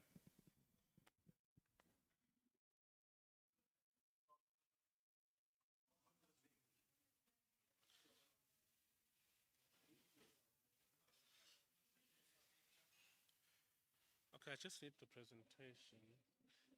Leanne, is that the presentation? Okay, why aren't I having it here?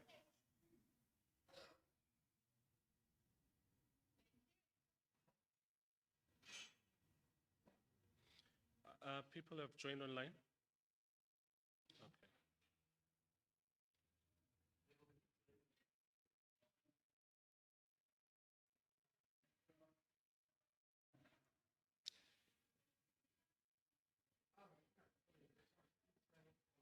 Okay, so should we start?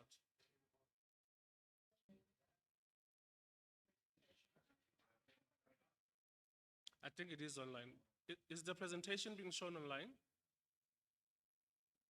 Is it being shared? Okay. They're saying yes, okay. Okay, colleagues, I think we can start. But it's people I know in the room. So hi, colleagues. My name is Sibonelo Ngananachawa. I'm from an organization called OUT. But my reason for being here is representing. Sorry? There's no audio. There's no audio on Zoom. Is it there?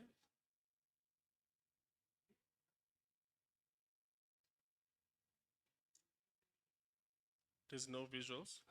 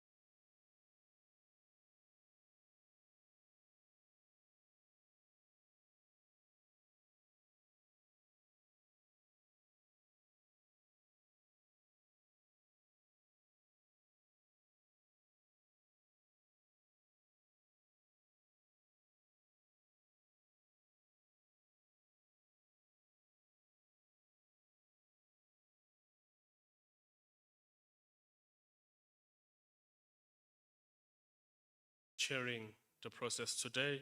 My name is Sibonelo Trawa, and I'm here representing the National Task Team on SOGIES matters, but also representing the Q20. My one today is going to be very short. I think it's going to be an open session so that we will be engaging each other. But before I start, I will first like to apologize to the intersex community for not having a flag which represents them. I understand visibility is utmost important, and it was an oversight on our side that the flag did not arrive here at the venue. But also, I'm also going to apologize for the queer people who are deaf and need sign language. We currently do not have somebody who's going to be signing what we are going to be saying. I think this also highlights the challenges that we face, especially in not having the intersex flag, but also not having somebody to do the sign language. So today's program is quite simple. I think for those who are in the Q20 group will have seen the program, but for those who were not in the Q20 group, I'm just going to outline how today's process is going to unfold. We are going to have two speakers today who are going to give a message of support. We will start with Nonhlanhla Mkhize, and then we will then go to Lusanda from the Iran Fund or the Iran project. Marang, sorry, my bad. I'm not sure I'm saying Iran, from the Marang project. And then from there, we are then going to move on to all of us in the room reading out the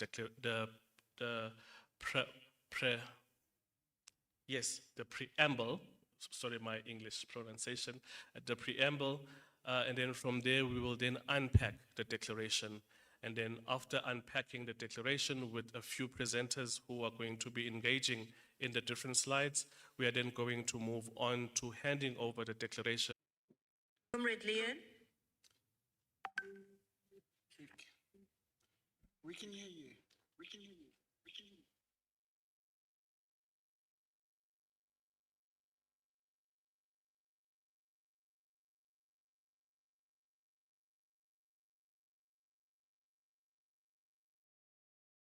Okay, thank you, Leon, for that. Program Director, esteemed colleagues, fellow activists, friends, good morning.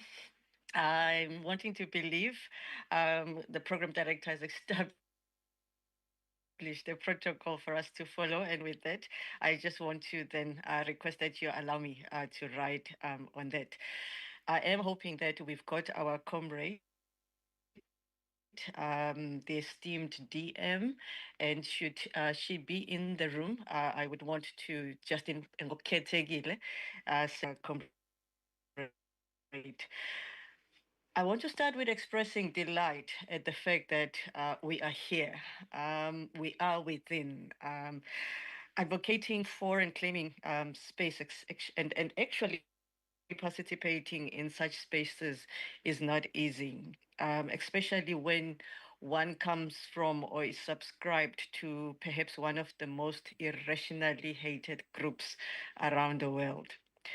As cited in our policy brief as the C20 civil society, that we reiterate that voices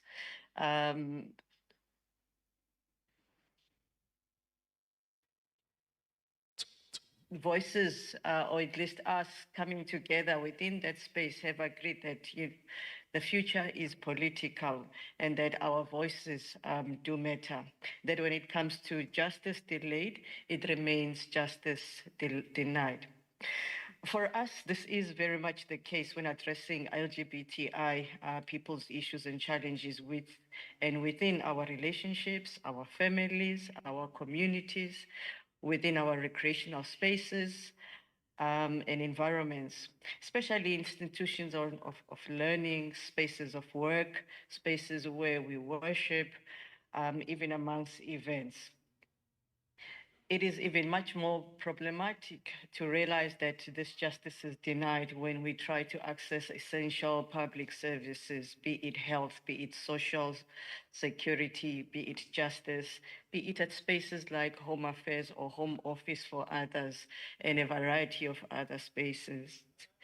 So while we are connected virtually, it is great to be here and to bear witness table and declaration launch. Our engagement this morning, colleagues, has been titled LGBTI Inclusion is Equality. And it's going to be quite interesting, and I'm anticipating the conversation as to how we visibilize this concept of LGBTI inclusion being equality, looking at the variety of themes that we want to draw from as they relate to our declaration that we would want to launch this morning as well. Behind the scenes preparing or getting us to today, and hence the concept about, when it comes to claiming such spaces and the difficulties that come with it.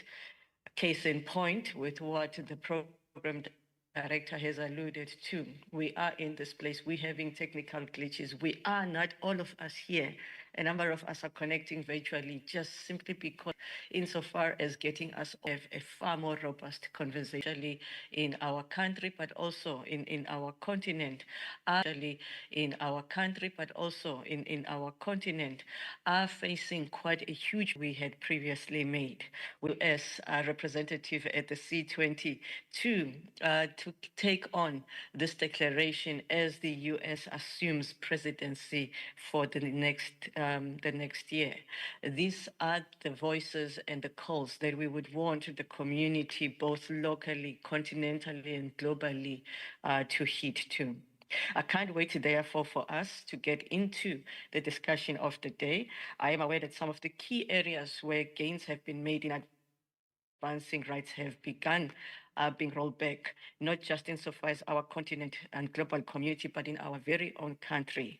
Issues, as you would realize, from the input this morning from the program director relating to issues around migrancy, issues around hate crime and hate speech. But so when our bodies, our own identities are being minimalized, I hope that we use the space, or at least we leave the space having been empowered with what is contained in the declaration as a common voice, but also a space from which we advocate a common voice across the continent globe. But that in our engagement, we also are able to empower each other to grow from strength to strength in our freedom to security of person and equality of all people. And as one concludes, South Africa ends its presidency at the helm of the G20 since December 2024. It is perhaps important that we remind each other of the shared past that we each have, a past that has been defined by exploitation, oppression, colonialism, and systematic segregation and exclusion.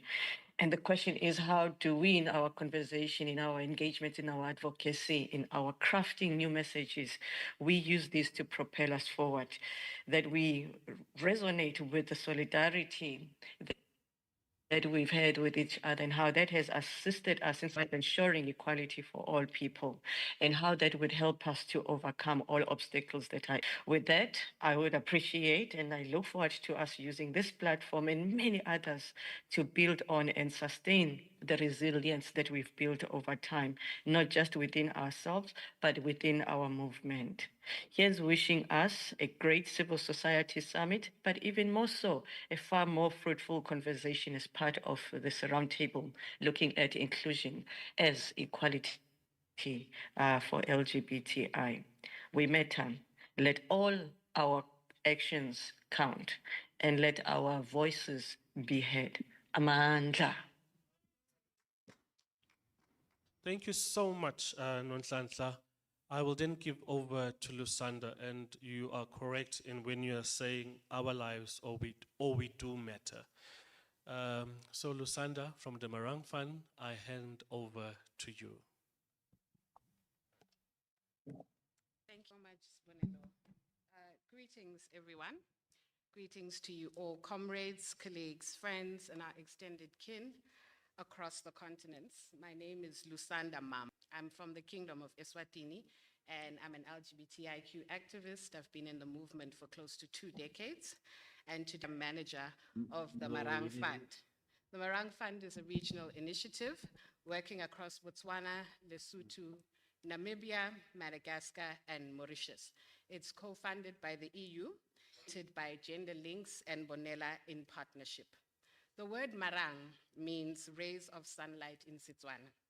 Our work carries that meaning with intention. We exist to bring light, clarity, and visibility into spaces where African queer people have been pushed into silence and shadow for generations. We are here at the C20 to lend the voice of the African queer diaspora, and not simply lend it, but embody it fully, loudly, and unapologetically. Before I speak to the Q20 declaration, I think it's vital that we begin with the truth that Africa must say without hesitation. Queerness is not new to this continent. Most Bantu languages, isiZulu, Setswana, Chishona, Kiswahili, Xhosa, Shangaan, we do not have gendered pronouns. In our languages, everyone is simply they. This linguistic structure reflects a worldview that understood the expansiveness of humanity.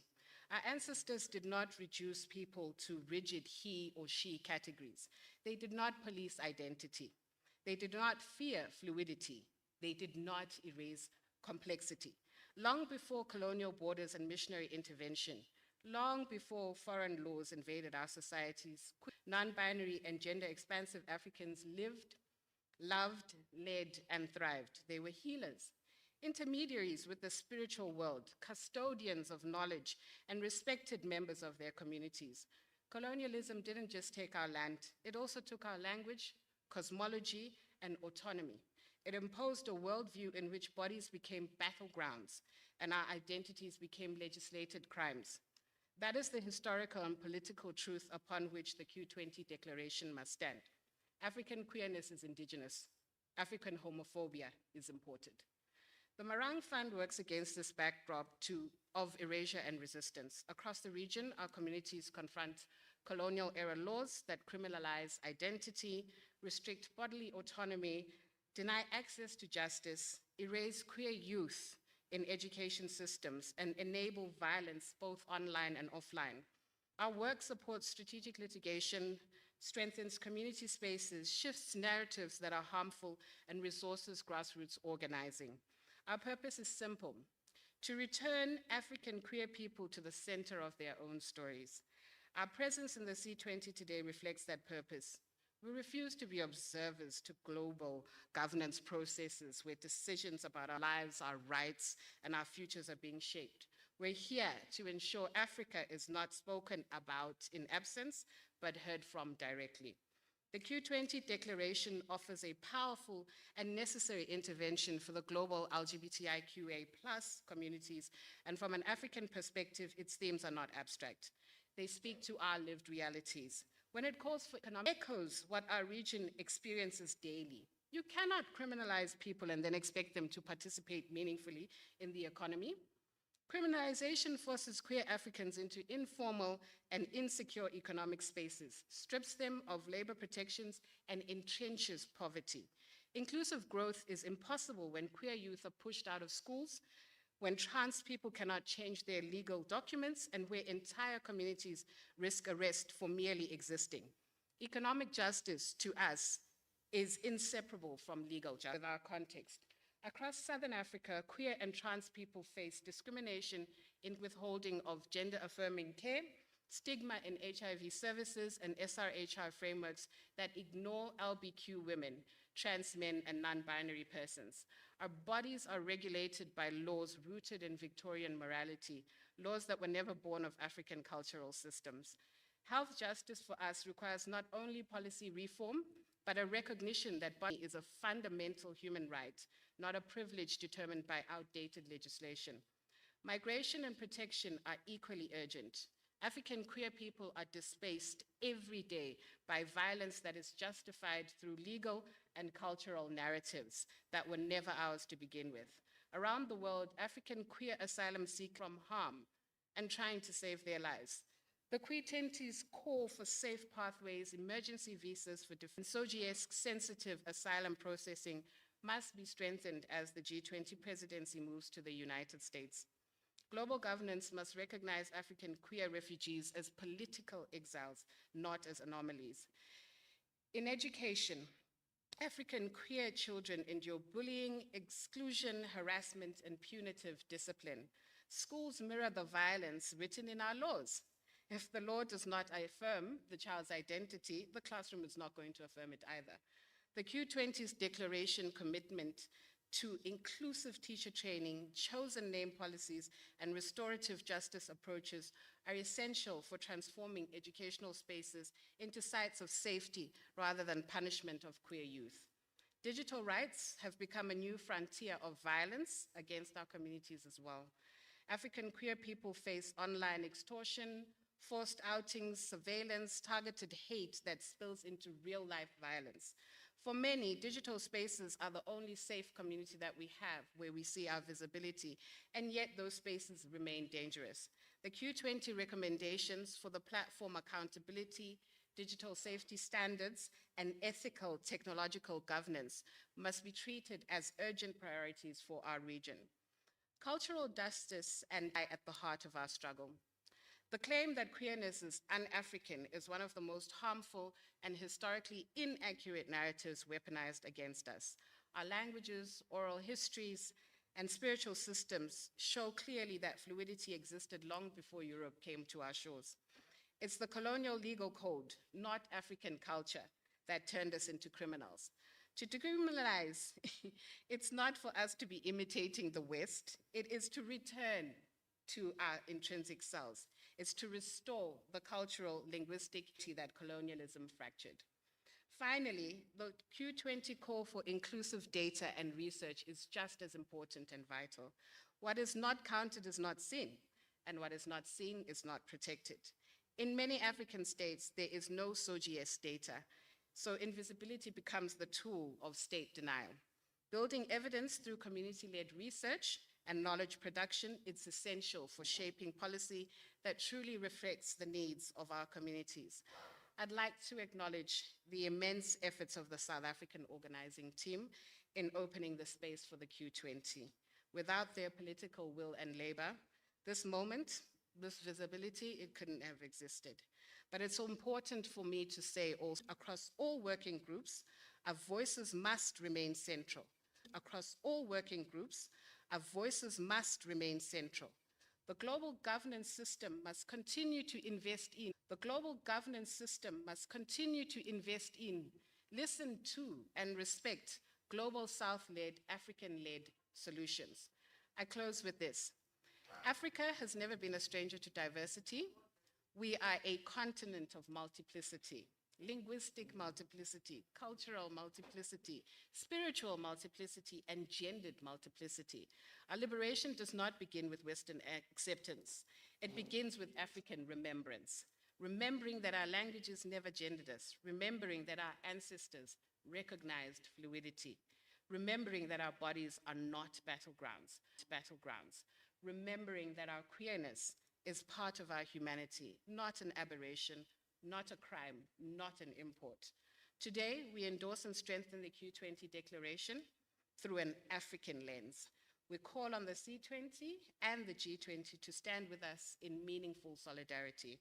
Do not speak for us, stand beside us. Do not design frameworks for us, co-create them with us. Do not include us symbolically, include us structurally.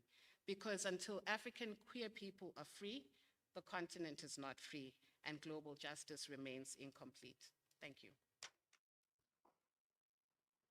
Thank you so much. I think I think our presentation is going to be a bit useless after this one because you have covered everything that needed to be covered. But with that, while you are still there, could you do us the honor, IT, can we have that will change the African queer child's lives, but not only African queer child's life, all queer kids in the world needs to be free. at some point. And I think that point needs to be now. So Lusanda, could you do us the honor of leading us in reading the preamble of the declaration? Absolutely, thank you. We, the undersigned organizations, representatives of the global LGBTIQA plus communities and our allies, present this Q20 declaration as a critical input into the 2025 C20 policy pack and the subsequent G20 deliberations. This declaration is born from a comprehensive analysis of the draft 2 policy briefs, which, while strong in their commitment to sustainable development and reducing inequality, continue glaring gaps in their inclusion of LGBTIQA plus persons. The G20's mission is to build resilient, inclusive, and sustainable economies, which cannot be achieved while a significant portion of the global population faces systemic exclusion, violence, and discrimination based on sexual orientation, gender identity, expression, and sex characteristics.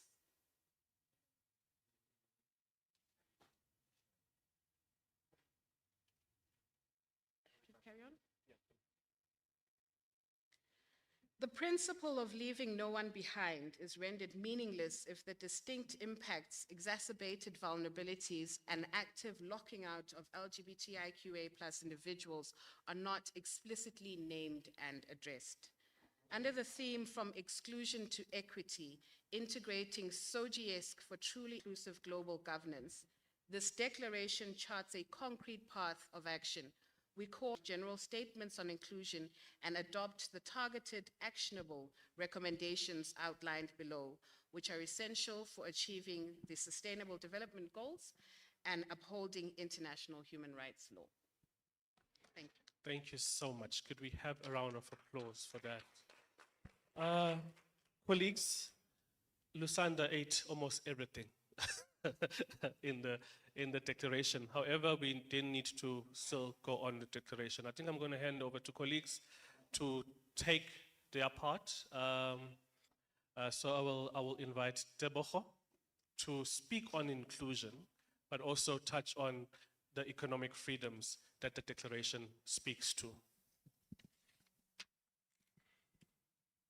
IT, can I get the next slide, please? Thank you. So mine is a simple task on speaking on inclusion. I won't dwell mainly on what's written in the slides because I believe colleagues can read that for themselves, but rather go into actually unpacking what is written on the slides. And it goes into looking at the main challenges which we then face as a sector when it comes to economic justice and financial inclusion of LGBTQIA persons. So the challenges outlined here mainly are the lack of inclusion in economic progress, workplace discrimination and data invisibility, and criminalization and informality. In terms of lack of inclusion in economic programs, we acknowledge and it has been brought to our attention that despite global commitments to bring in inclusions, this is not really a lived reality of people. Rather, we have a large number of LGBTQ across the world that are excluded from mainstream economic empowerment.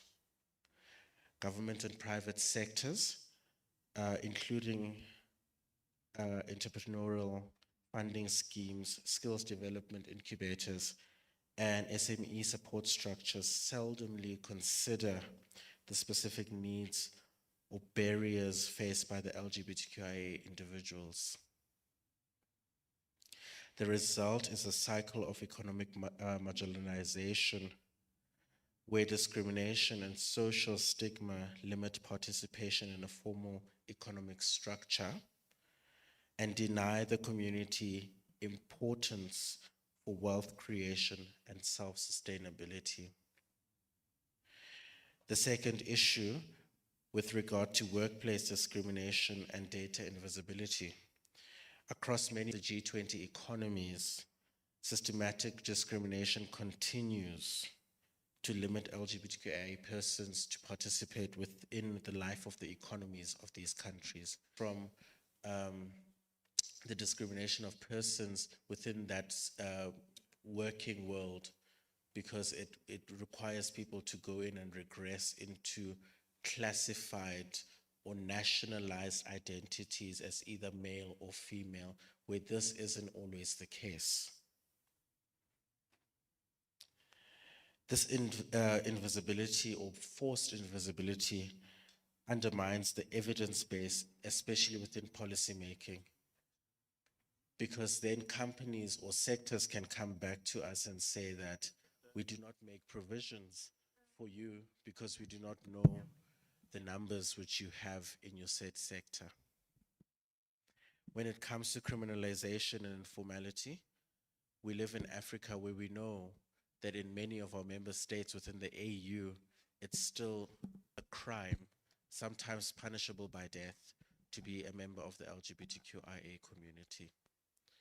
And because of this criminalization of LGBTQIA persons, we have large numbers of people that don't necessarily feel safe coming out, and therefore that also reduces the numbers which we could get in order to create and send out proper stats.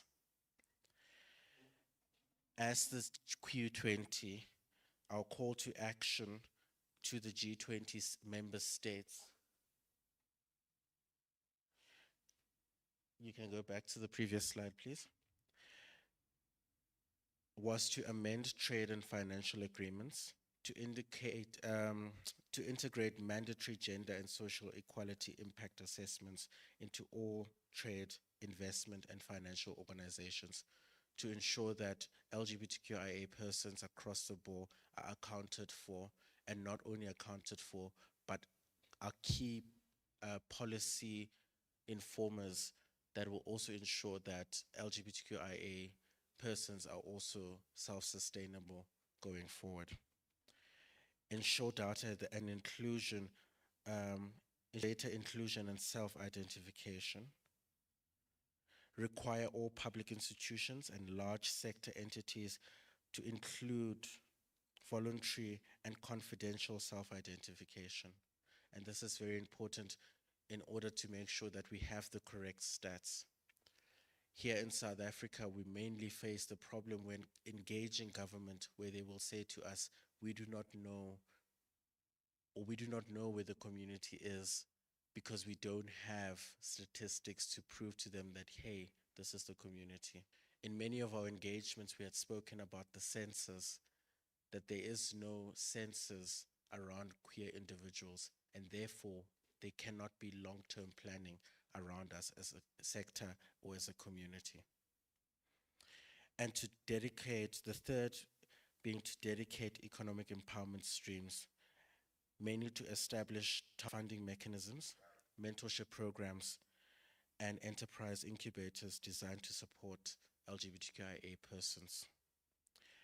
Last but not least, to advocate for the decriminalization of sex work, and not only sex work, but to also advocate for the decriminalization of LGBTQIA persons as a whole within society. As Lusanda spoke, that within the context of Africa, before colonization, gender roles, we were never assigned specific gender roles within the African context. And I believe it's time to go back to that Pan-African mentality of doing things pre-colonization, and also to carry this mandate to the whole world. Thank you. Thank you so much. And yes, I would also like to touch on Lusanda's words. I think, Lusanda, you finished the whole declaration. I'm really, yeah. Where being African was always diverse, and it's un-African for us to be diverse. So when they say we are copying the West, it is a misinformation, it is a lie. In fact, it's people still enjoying the benefits of what the colonizer brought into this continent. And enjoying somebody suffering should not be something that we celebrate in Africa, because it is un-African to see someone suffer. And you cannot be allowed as a child in Africa to suffer just because of who you are. So moving from that, we are moving, while we're talking about economic freedom, but also we're talking about justice. We also covered that we need to decriminalize sex work because these are our bodies. I think that links us in quite well to Leanne, where we're going to be talking about body autonomy, but also looking into what is our call for action? What do we need to change in this continent, but not in this continent, but in the world? But I believe that Africa has always been a what you call this, a trendsetter when it comes to diversity, when it comes to inclusion, prior colonization. And I think we should again claim that stage of us being a diverse Africa, so all lives and all bodies are celebrated rather than being disrespected. So Leanne, over to you. Thank you, everyone. We acknowledge that discrimination at healthcare, access for SOGI bodies and individuals face stigma and discrimination when seeking care, including HIV care and gender-affirming treatment. And this is exacerbated by the list of providers who are facing and attacks that we have seen. We also know of harmful medical practices. One of the parts is unnecessary surgeries on intersex bodies for conversion therapy or conversion abuse, as I would want to call it. And this has long-lasting psychological and physical challenges. Next slide, please. And then also access to reproductive rights across the continent and within queer bodies to get access to reproductive health care. And so this is vital services. So next slide, please. And so we call on the G20 to explicitly guarantee non-discrimination access to health care, including gender-affirming health services, in all health providers, not to be specialized.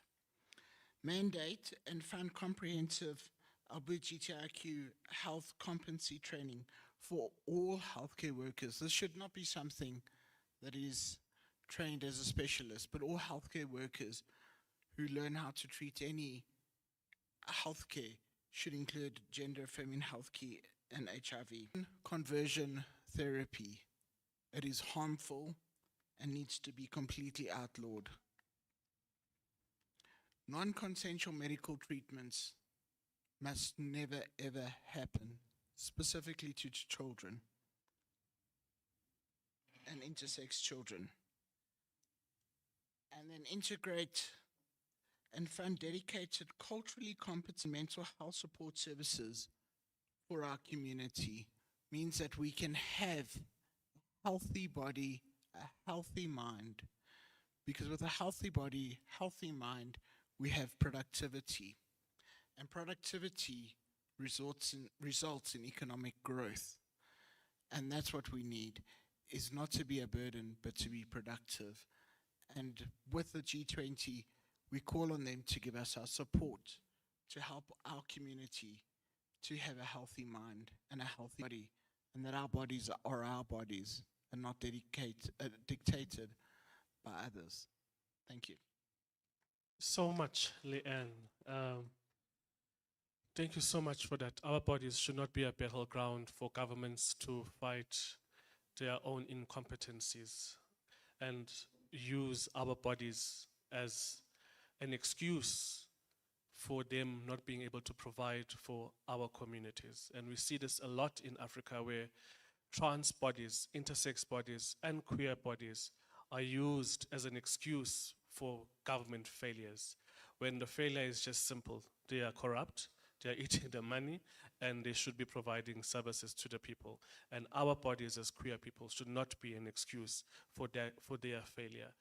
Now, moving from that, our bodies, we also have bodies that are forced to leave their homes, where we see our siblings having to go across borders, swim across rivers, just to be themselves or to find a safe space. Because yeah, I am mentioning swimming across rivers because the journey is like that. We don't fly over and land in Tambo or fly and land in Angola for safety. But we have to, some of us have to even sell our bodies for our bodies to be safe. So moving to that, I'm going to give over to Marcy to take us through safety when we're speaking about asylum seeking, but also protection for defenders. Because also as defenders in Africa, we find ourselves at risk, we find ourselves being killed. While I'm talking, Marcy could be walking to the stage because I'm running out of English. But also this is a call to the world that asylum seekers and also people who need safety or immigration should be looked at in its true sense. It shouldn't be looked at as if we are economic asylum seekers. We are not economic asylum seekers. We are asylum seekers because our lives could end at any time just because somebody believes our lives is worthless. So Marcy, I will hand over to you. Yeah, thank you so much. I hope you can all hear me. I had written something and I feel like reading it out would not serve the purpose, as I'm going to be speaking about my community and how our community is treated. My name is Masi, and for most of you, you know me as a defender, as an advocate. But today I'm not standing in front of you as that, but as someone who's got a lived experience, a lived reality of being a migrant, because I cannot say refugee because of the documentation processes that we have each and every time. I've lived through pain, and coming to South Africa was for a hope of safety. Not only safety, but also for me to be able to live the full potential of Mercy and who I am, which is mostly denied each and every time. Just a short one. If you really knew me, you know that I came into South Africa in 2007, and up to now, I'm not documented. If you really knew me, you knew that South Africa is now my home because what I used to call home is not home for me. I've been chased away from home. I went through convention therapy. The community that I used to live in did not see me or accept me for the person that I am right now, and as I embrace myself right now. I had to be homeless in my own country of origin. I had to scrounge for food. I had to do a lot of things.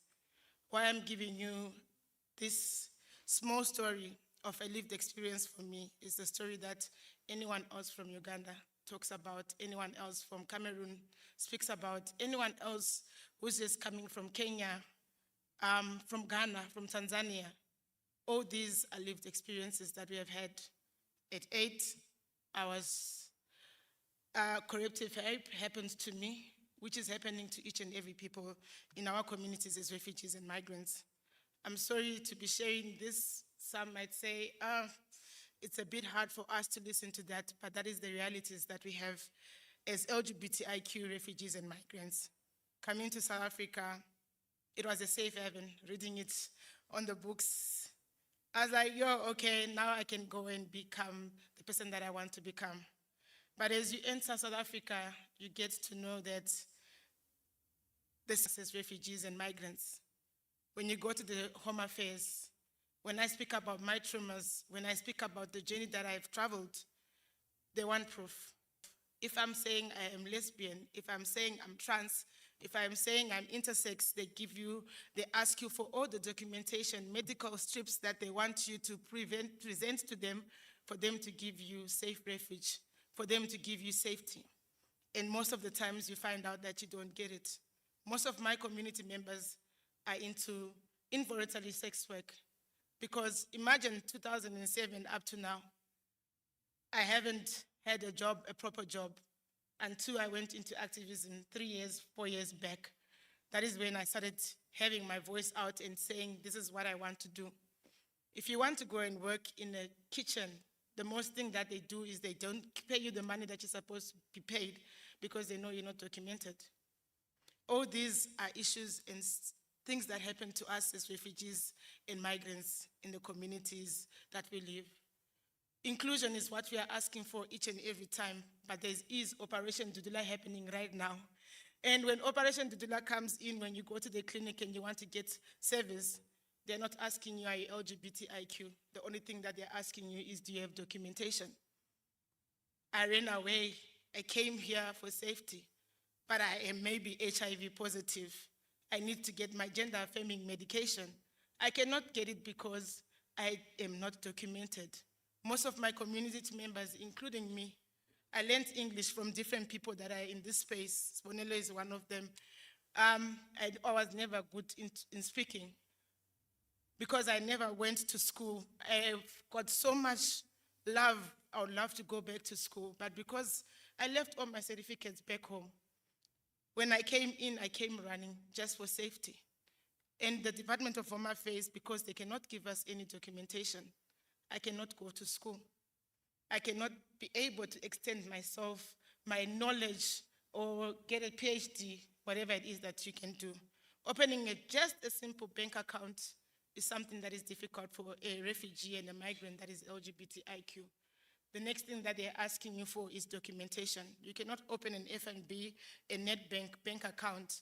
And sometimes we find ourselves prone to other community members or locals that will say, let me open the bank account for you. When your money comes in at the end of the month, they won't give you. Who will you go and report it to? You cannot go and report it to anyone at a given time.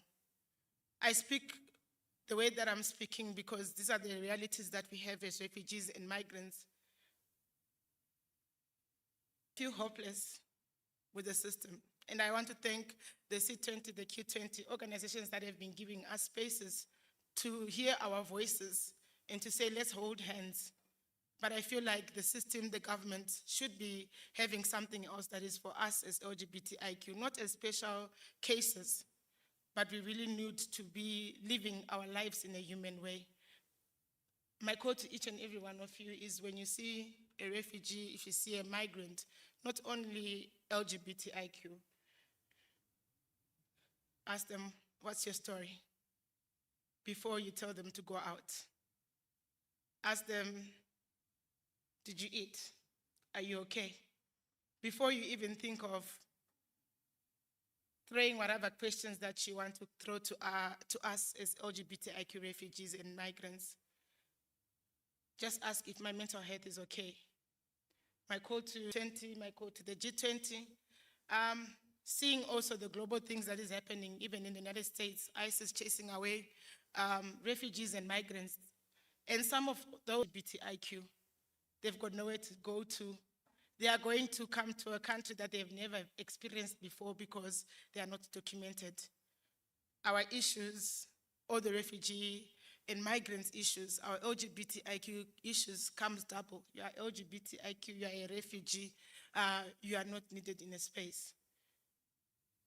Ubuntu speaks about how people are able to love and other people are able to embrace each other.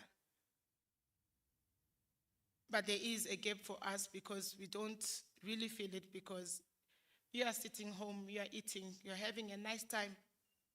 I'm scrounging to have only a meal on the table. That may be for the next 3 days.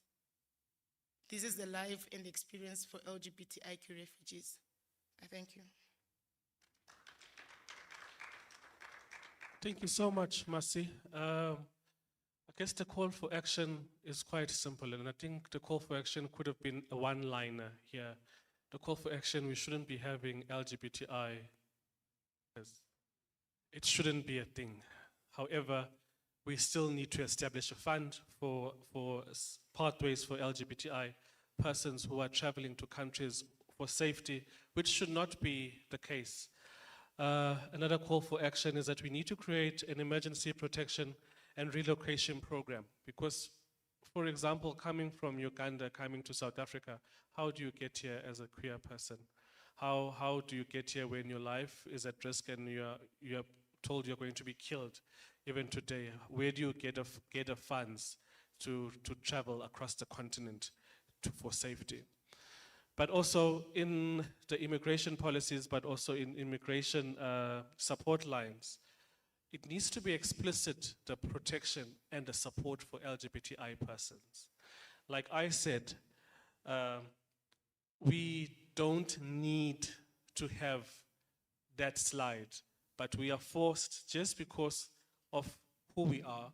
We are forced just because we were born in a country where people still celebrate criminalizing a person's body for themselves. Before I move on, I would like to apologize. I slipped on my tongue and I said sell bodies instead of saying sell sex. I would like to apologize for that. It was a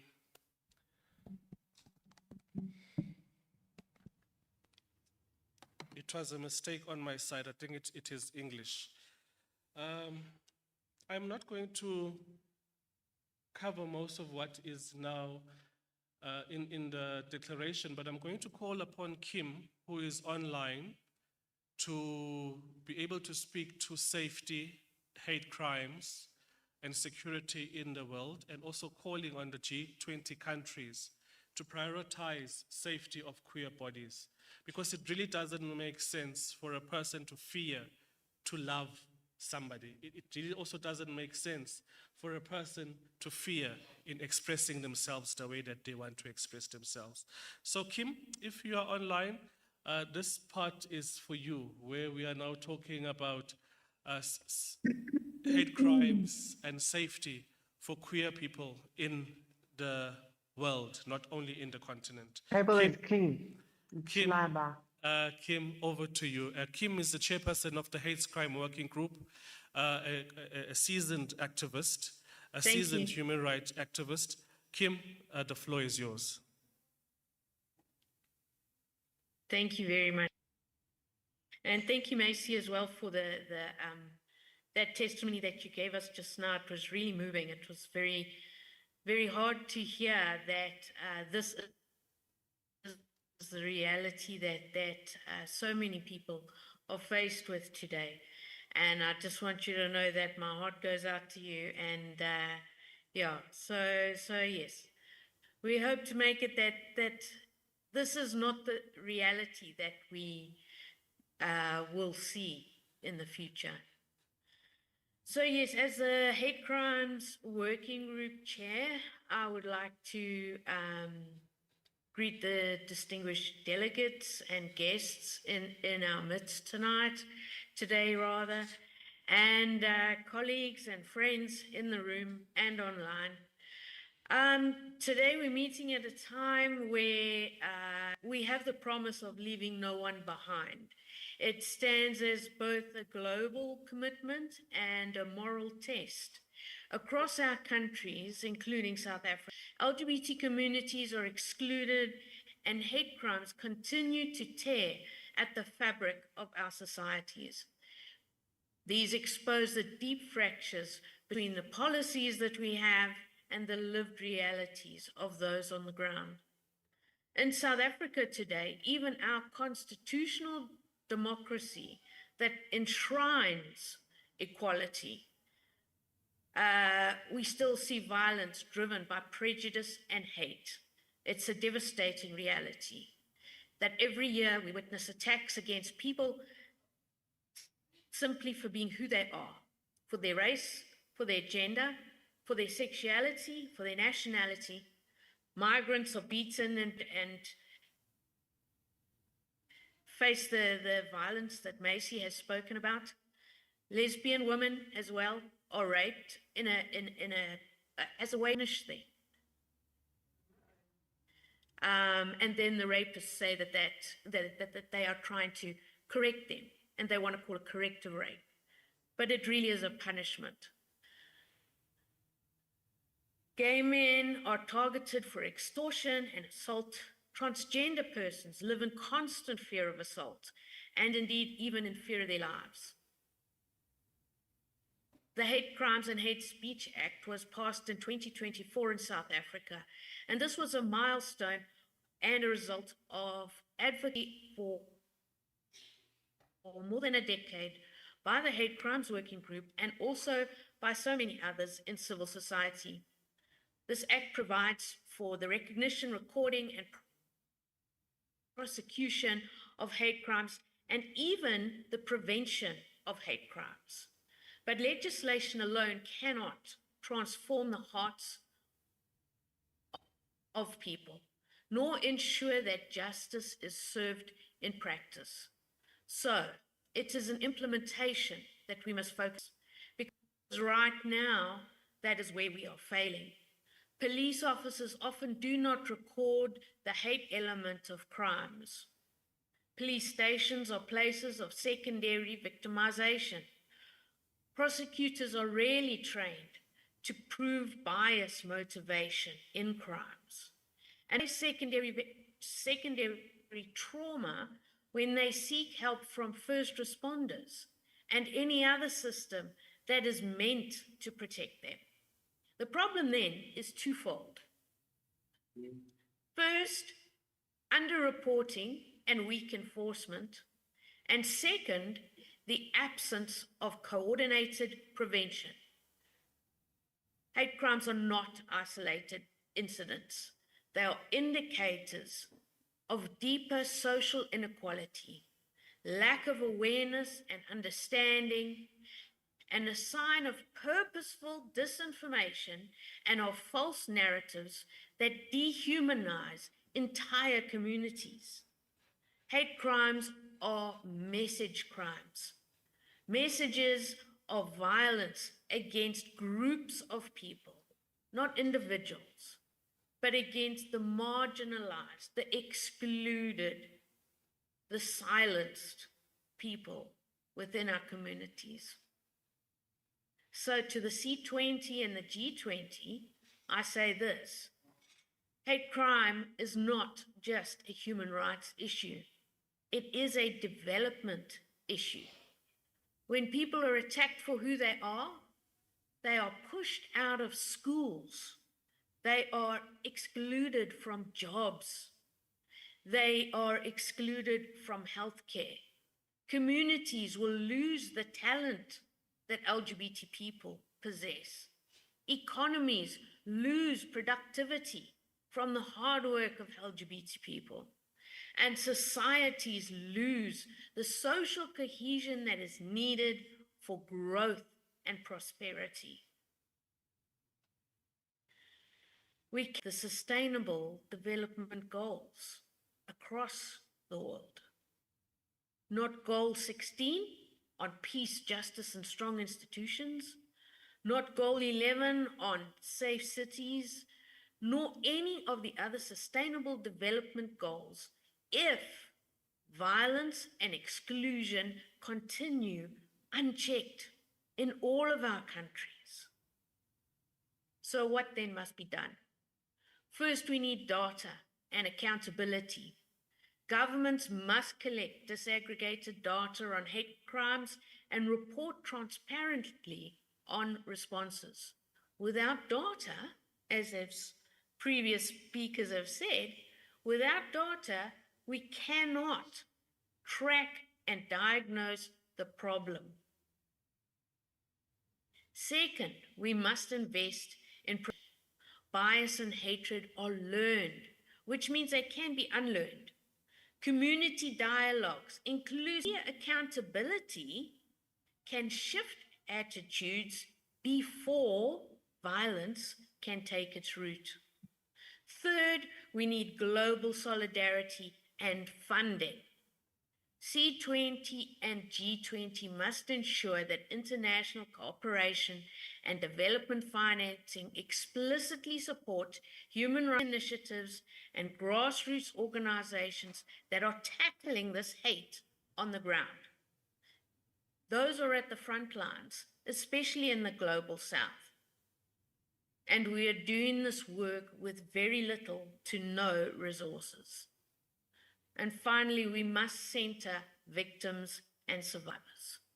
Justice is not only about punishment. It is about healing, inclusion, and in rebuilding trust. Survivors must be empowered to speak.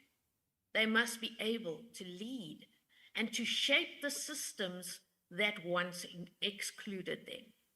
Schools must become safe places for learners so that all learners can reach their full potential.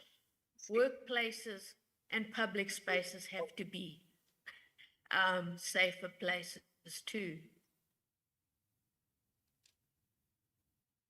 If we are to leave no one behind, then we must confront hate as a side issue, but as a structural barrier to development. The strength of a nation, and indeed our global community, is measured by how we treat those vulnerable to violence and exclusion. So let us act, not only to protect lives, but to affirm dignity.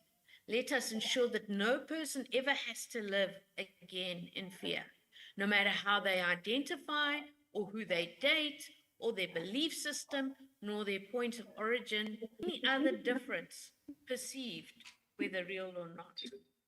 Let us truly embrace equality where all may thrive, dignity where all are respected as humans, and freedom to be who we are, unfiltered, unapologetically, and fully included in society. Thank you.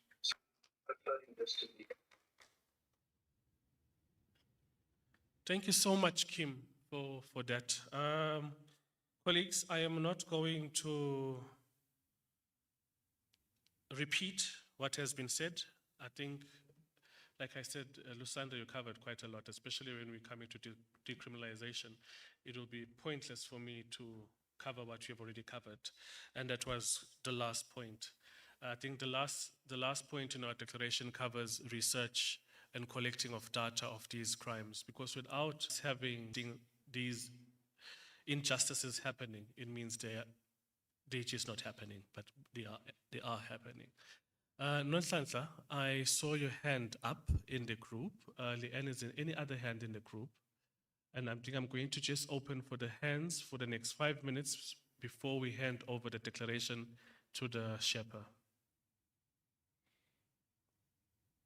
Nonhlanhla, you can unmute.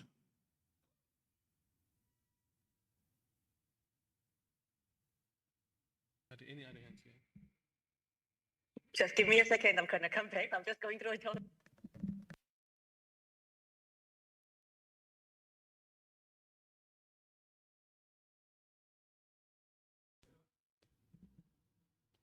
Ukhulekile Nonhlanhla?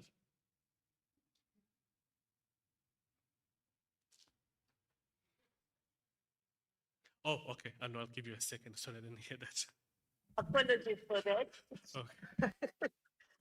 Apologies for Ambulance. that. I am unfortunately on the road. So when you called me, I was just going through a toll gate.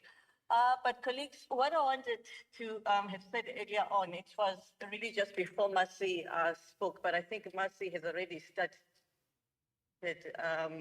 the journey insofar as our own experiences. And I know the most frustrating thing about our space right now is the participation is really the convicted choir, the advocates, the activists, the colleagues that are at the forefront, the defenders of human rights for all.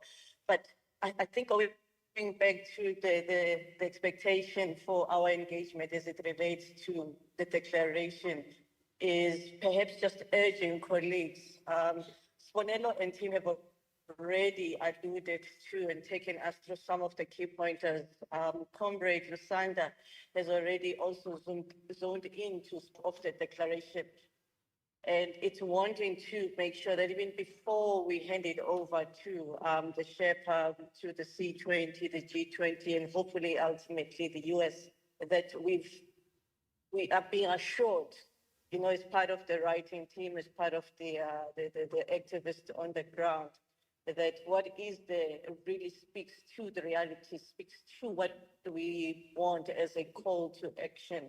So it was really raising a hand to say, as colleagues are making input, as colleagues are zoning into the specifics of the declaration, it would be also important and appreciated for colleagues around the table to express their own feelings, visions, and aspirations as linked to or aligned with the declaration. So it was really just an urging of all of us around the table to make sure that our voices have been voiced out and that we have not necessarily left anyone behind as best as possible in how we've opened up this space.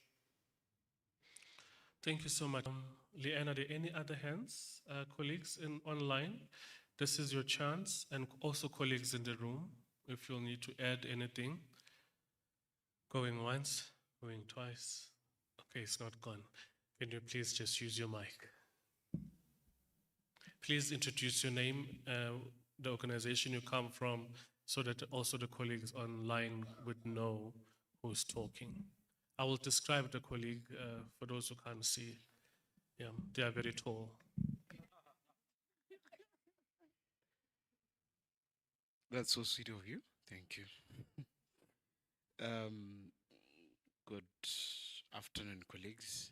My name is Karabo Shai. I come from the organization LGBTQIA+ South Africa. Mine is just a bit of a commentary rather than having questions. I have been writing down a bit of notes as the presentations were going, and mine is to urge that we, the C20, the G20, have measurable indicators, you know, your timelines, your funding commitments, that will be used to track the progress of the LGBTQI rights in South Africa and the broader African continent.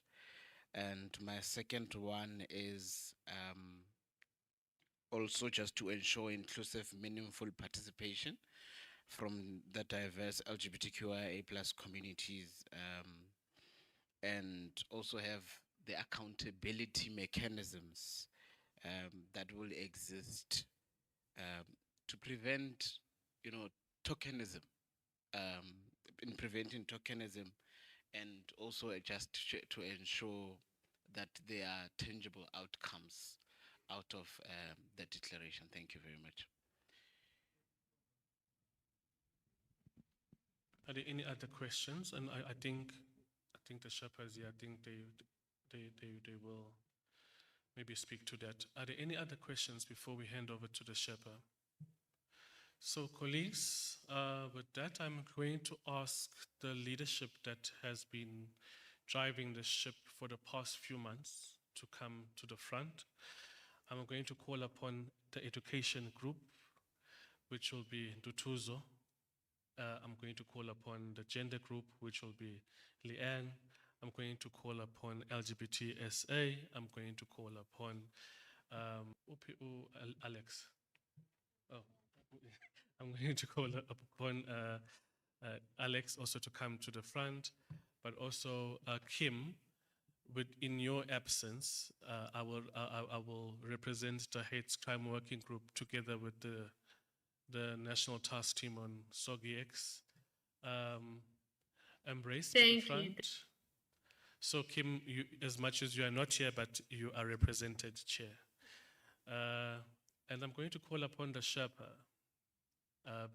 And before they get here, I would like to say, Sherpa, thank you so much it almost feel like you were driving a steam train and trying to pull us with a few wheels, and our wheels were stuck and needed Q20 at some point, but you didn't tire.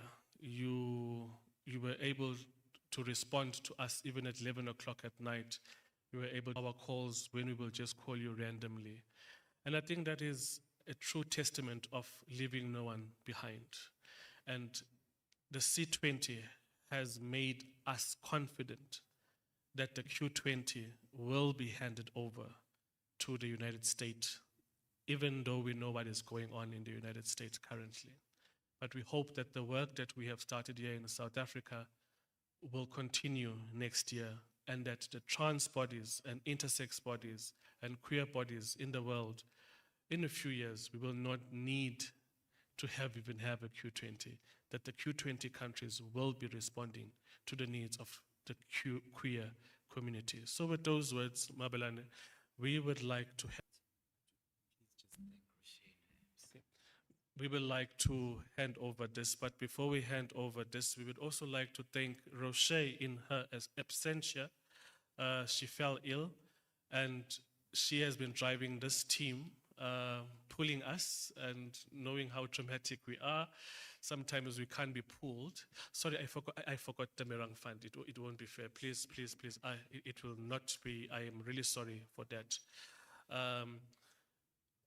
But this is the work of the collective. But also, I would like to thank the people online, because most of them online contributed to the work or to this declaration that we are giving to you. So with those, Sherpa, ukuthi unikeze abantu base-America, because next year we might not see this work, but we hope and trust in your leadership that this will get there. Sibonga kakhulu. I'm not sure if you want to say something.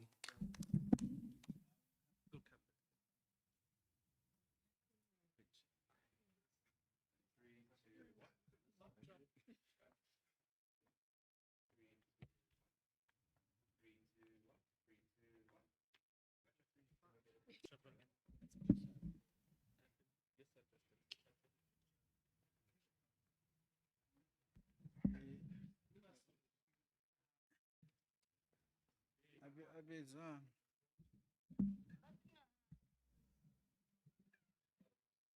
Please don't go. Abasizi Zulu, bezwe isiLungu. Colleagues, thanks for this product, which we will first hand over to the president of the G20, President Ramaphosa. We will hand it over to him in his capacity as the president of the G20. Next week, Saturday and Sunday, will be the meeting of the G20 leaders, where they will be conversing about the various issues. We will see whether what we have said is incorporated in the outcome of the G20. But we have a moment next week, Tuesday, Wednesday, and Thursday, 18, 19, and 20, at the G20 summit. And as I indicated to colleagues, that whilst the plan was there, or the chair is also here, whilst the plan was there for us to have a Q20 summit in the G20 social summit, and that is not possible, our industriousness results in other things that needs to be done. We will discuss with yourselves so that we can use the moments that we have in that platform to take this document into that particular space. As we have already done, in the leadership, Roche was part of the C20 Apex leadership, representing the Q20 inside the leadership of the Q20. In the declaration, we have the statement of commitment, which I will take as an executive summary of the this declaration from the LGBTQI community. It will also live in our in our media platforms. We will also distribute it as well as our commitment to associate with yourselves as we have been associated. So I don't want to take all the words. I want to invite the chair just to express our C20 commitment towards leaving no one behind, including the Q20. Yeah, over to you, Comrade Chair.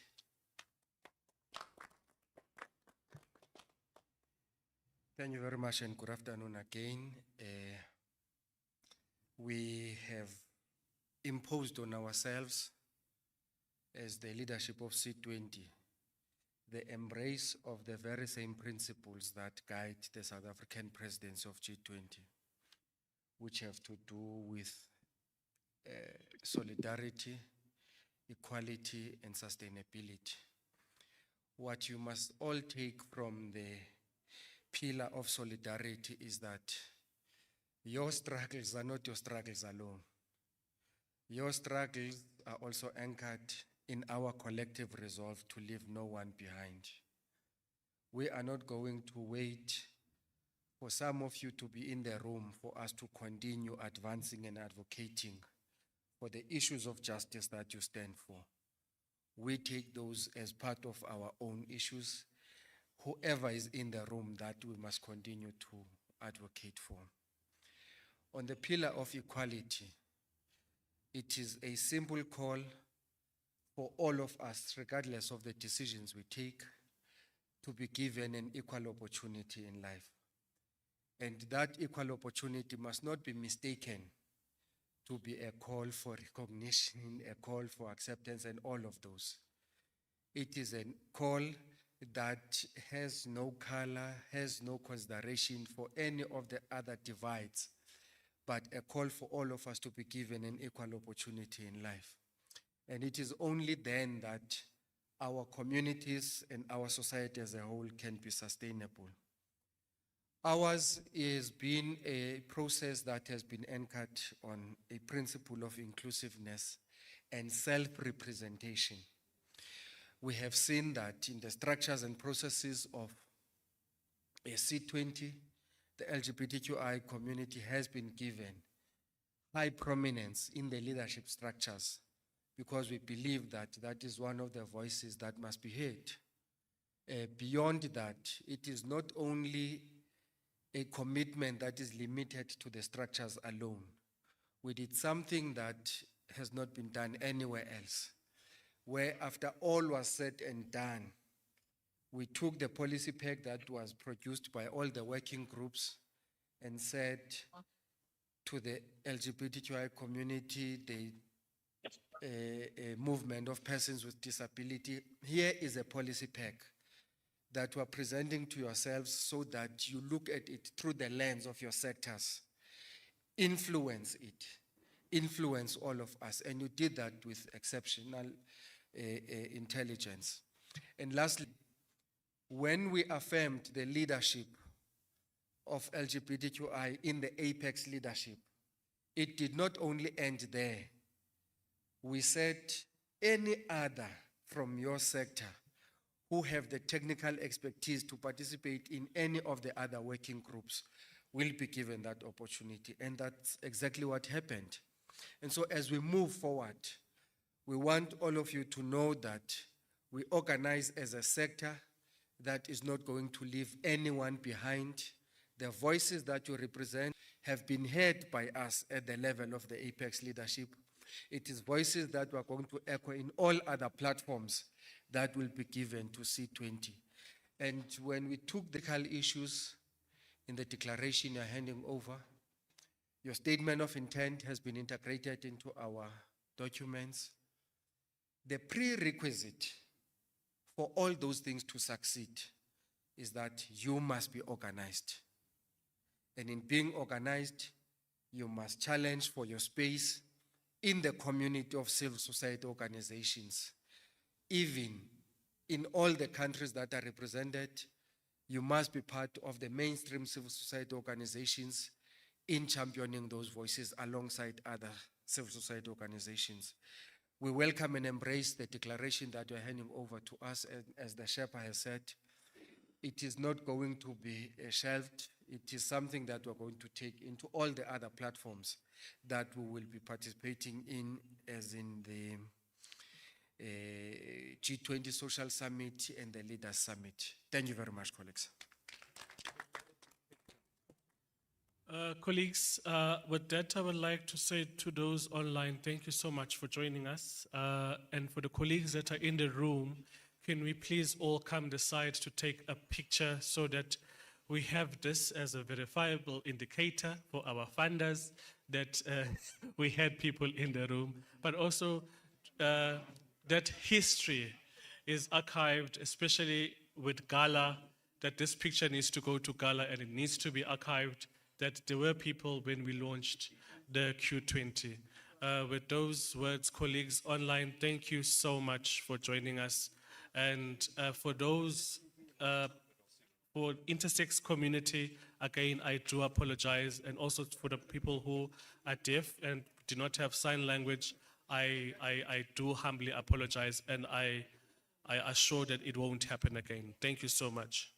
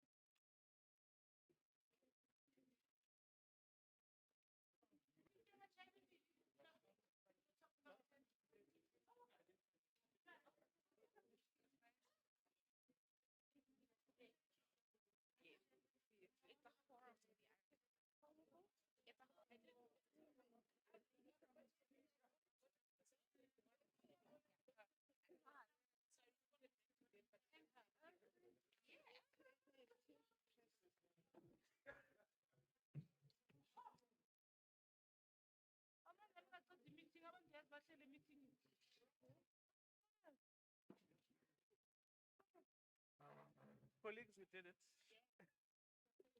Thank you, everyone. That concludes our session today. Thanks, thanks. Yeah, thank you. All right. We'll see you. Enjoy the rest of the conference. Bye. Bye. Recording stopped.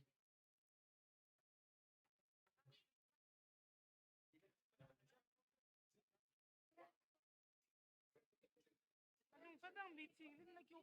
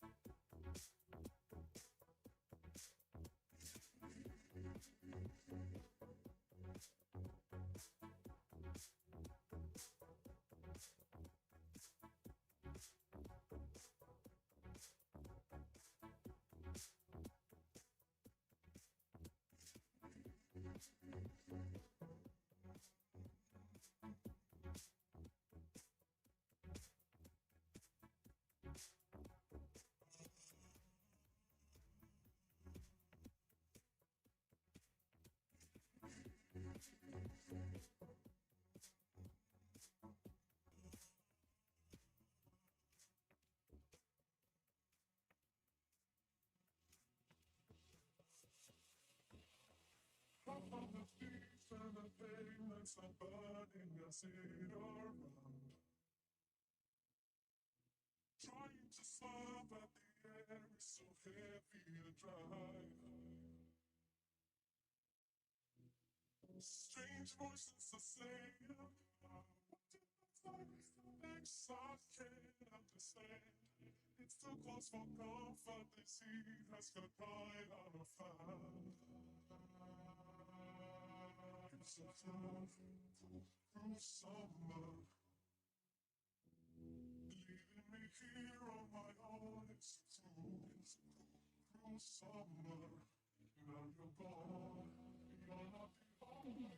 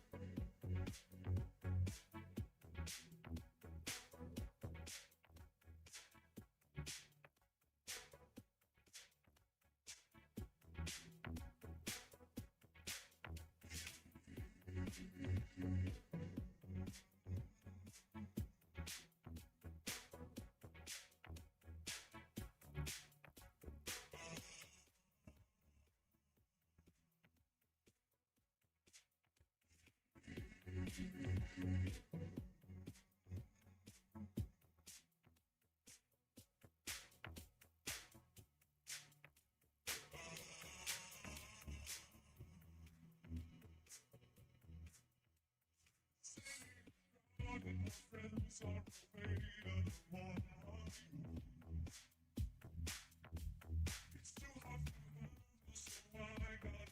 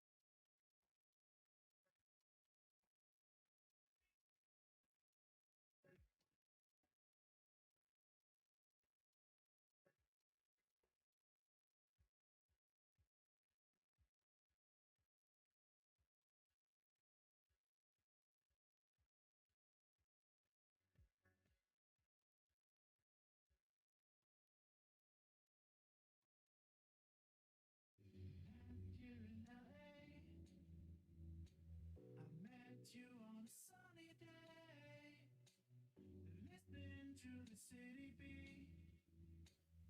Nothing better than high country. Chasing down broken net. Didn't know what to do, what to do. Lifelines crossing the blink of an eye. Feeling so high, so high. I'm thinking back to this time with you, it was a good time. I'm thinking back to this time with you, it was a good time. Thinking back to this time with you, it was a good time. Thinking back to this time with you, it was a good time.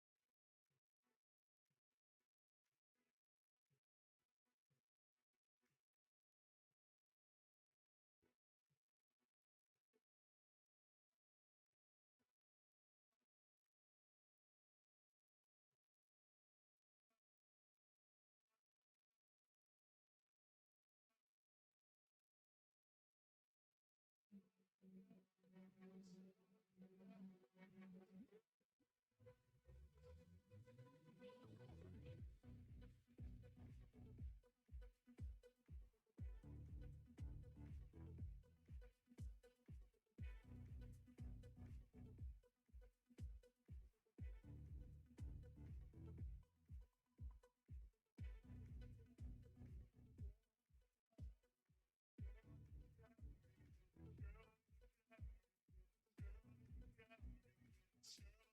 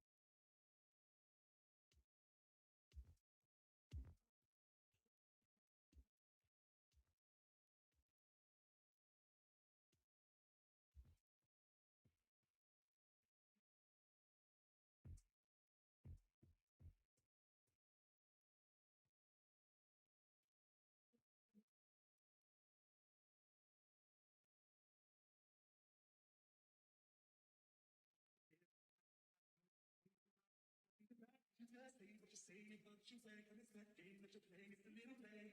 Don't shake your head from side to side, saying that you're changing, not that you see the light, 'cause you just say it, but you say it, but you way, 'cause it's that game that you're playing, it's a little late.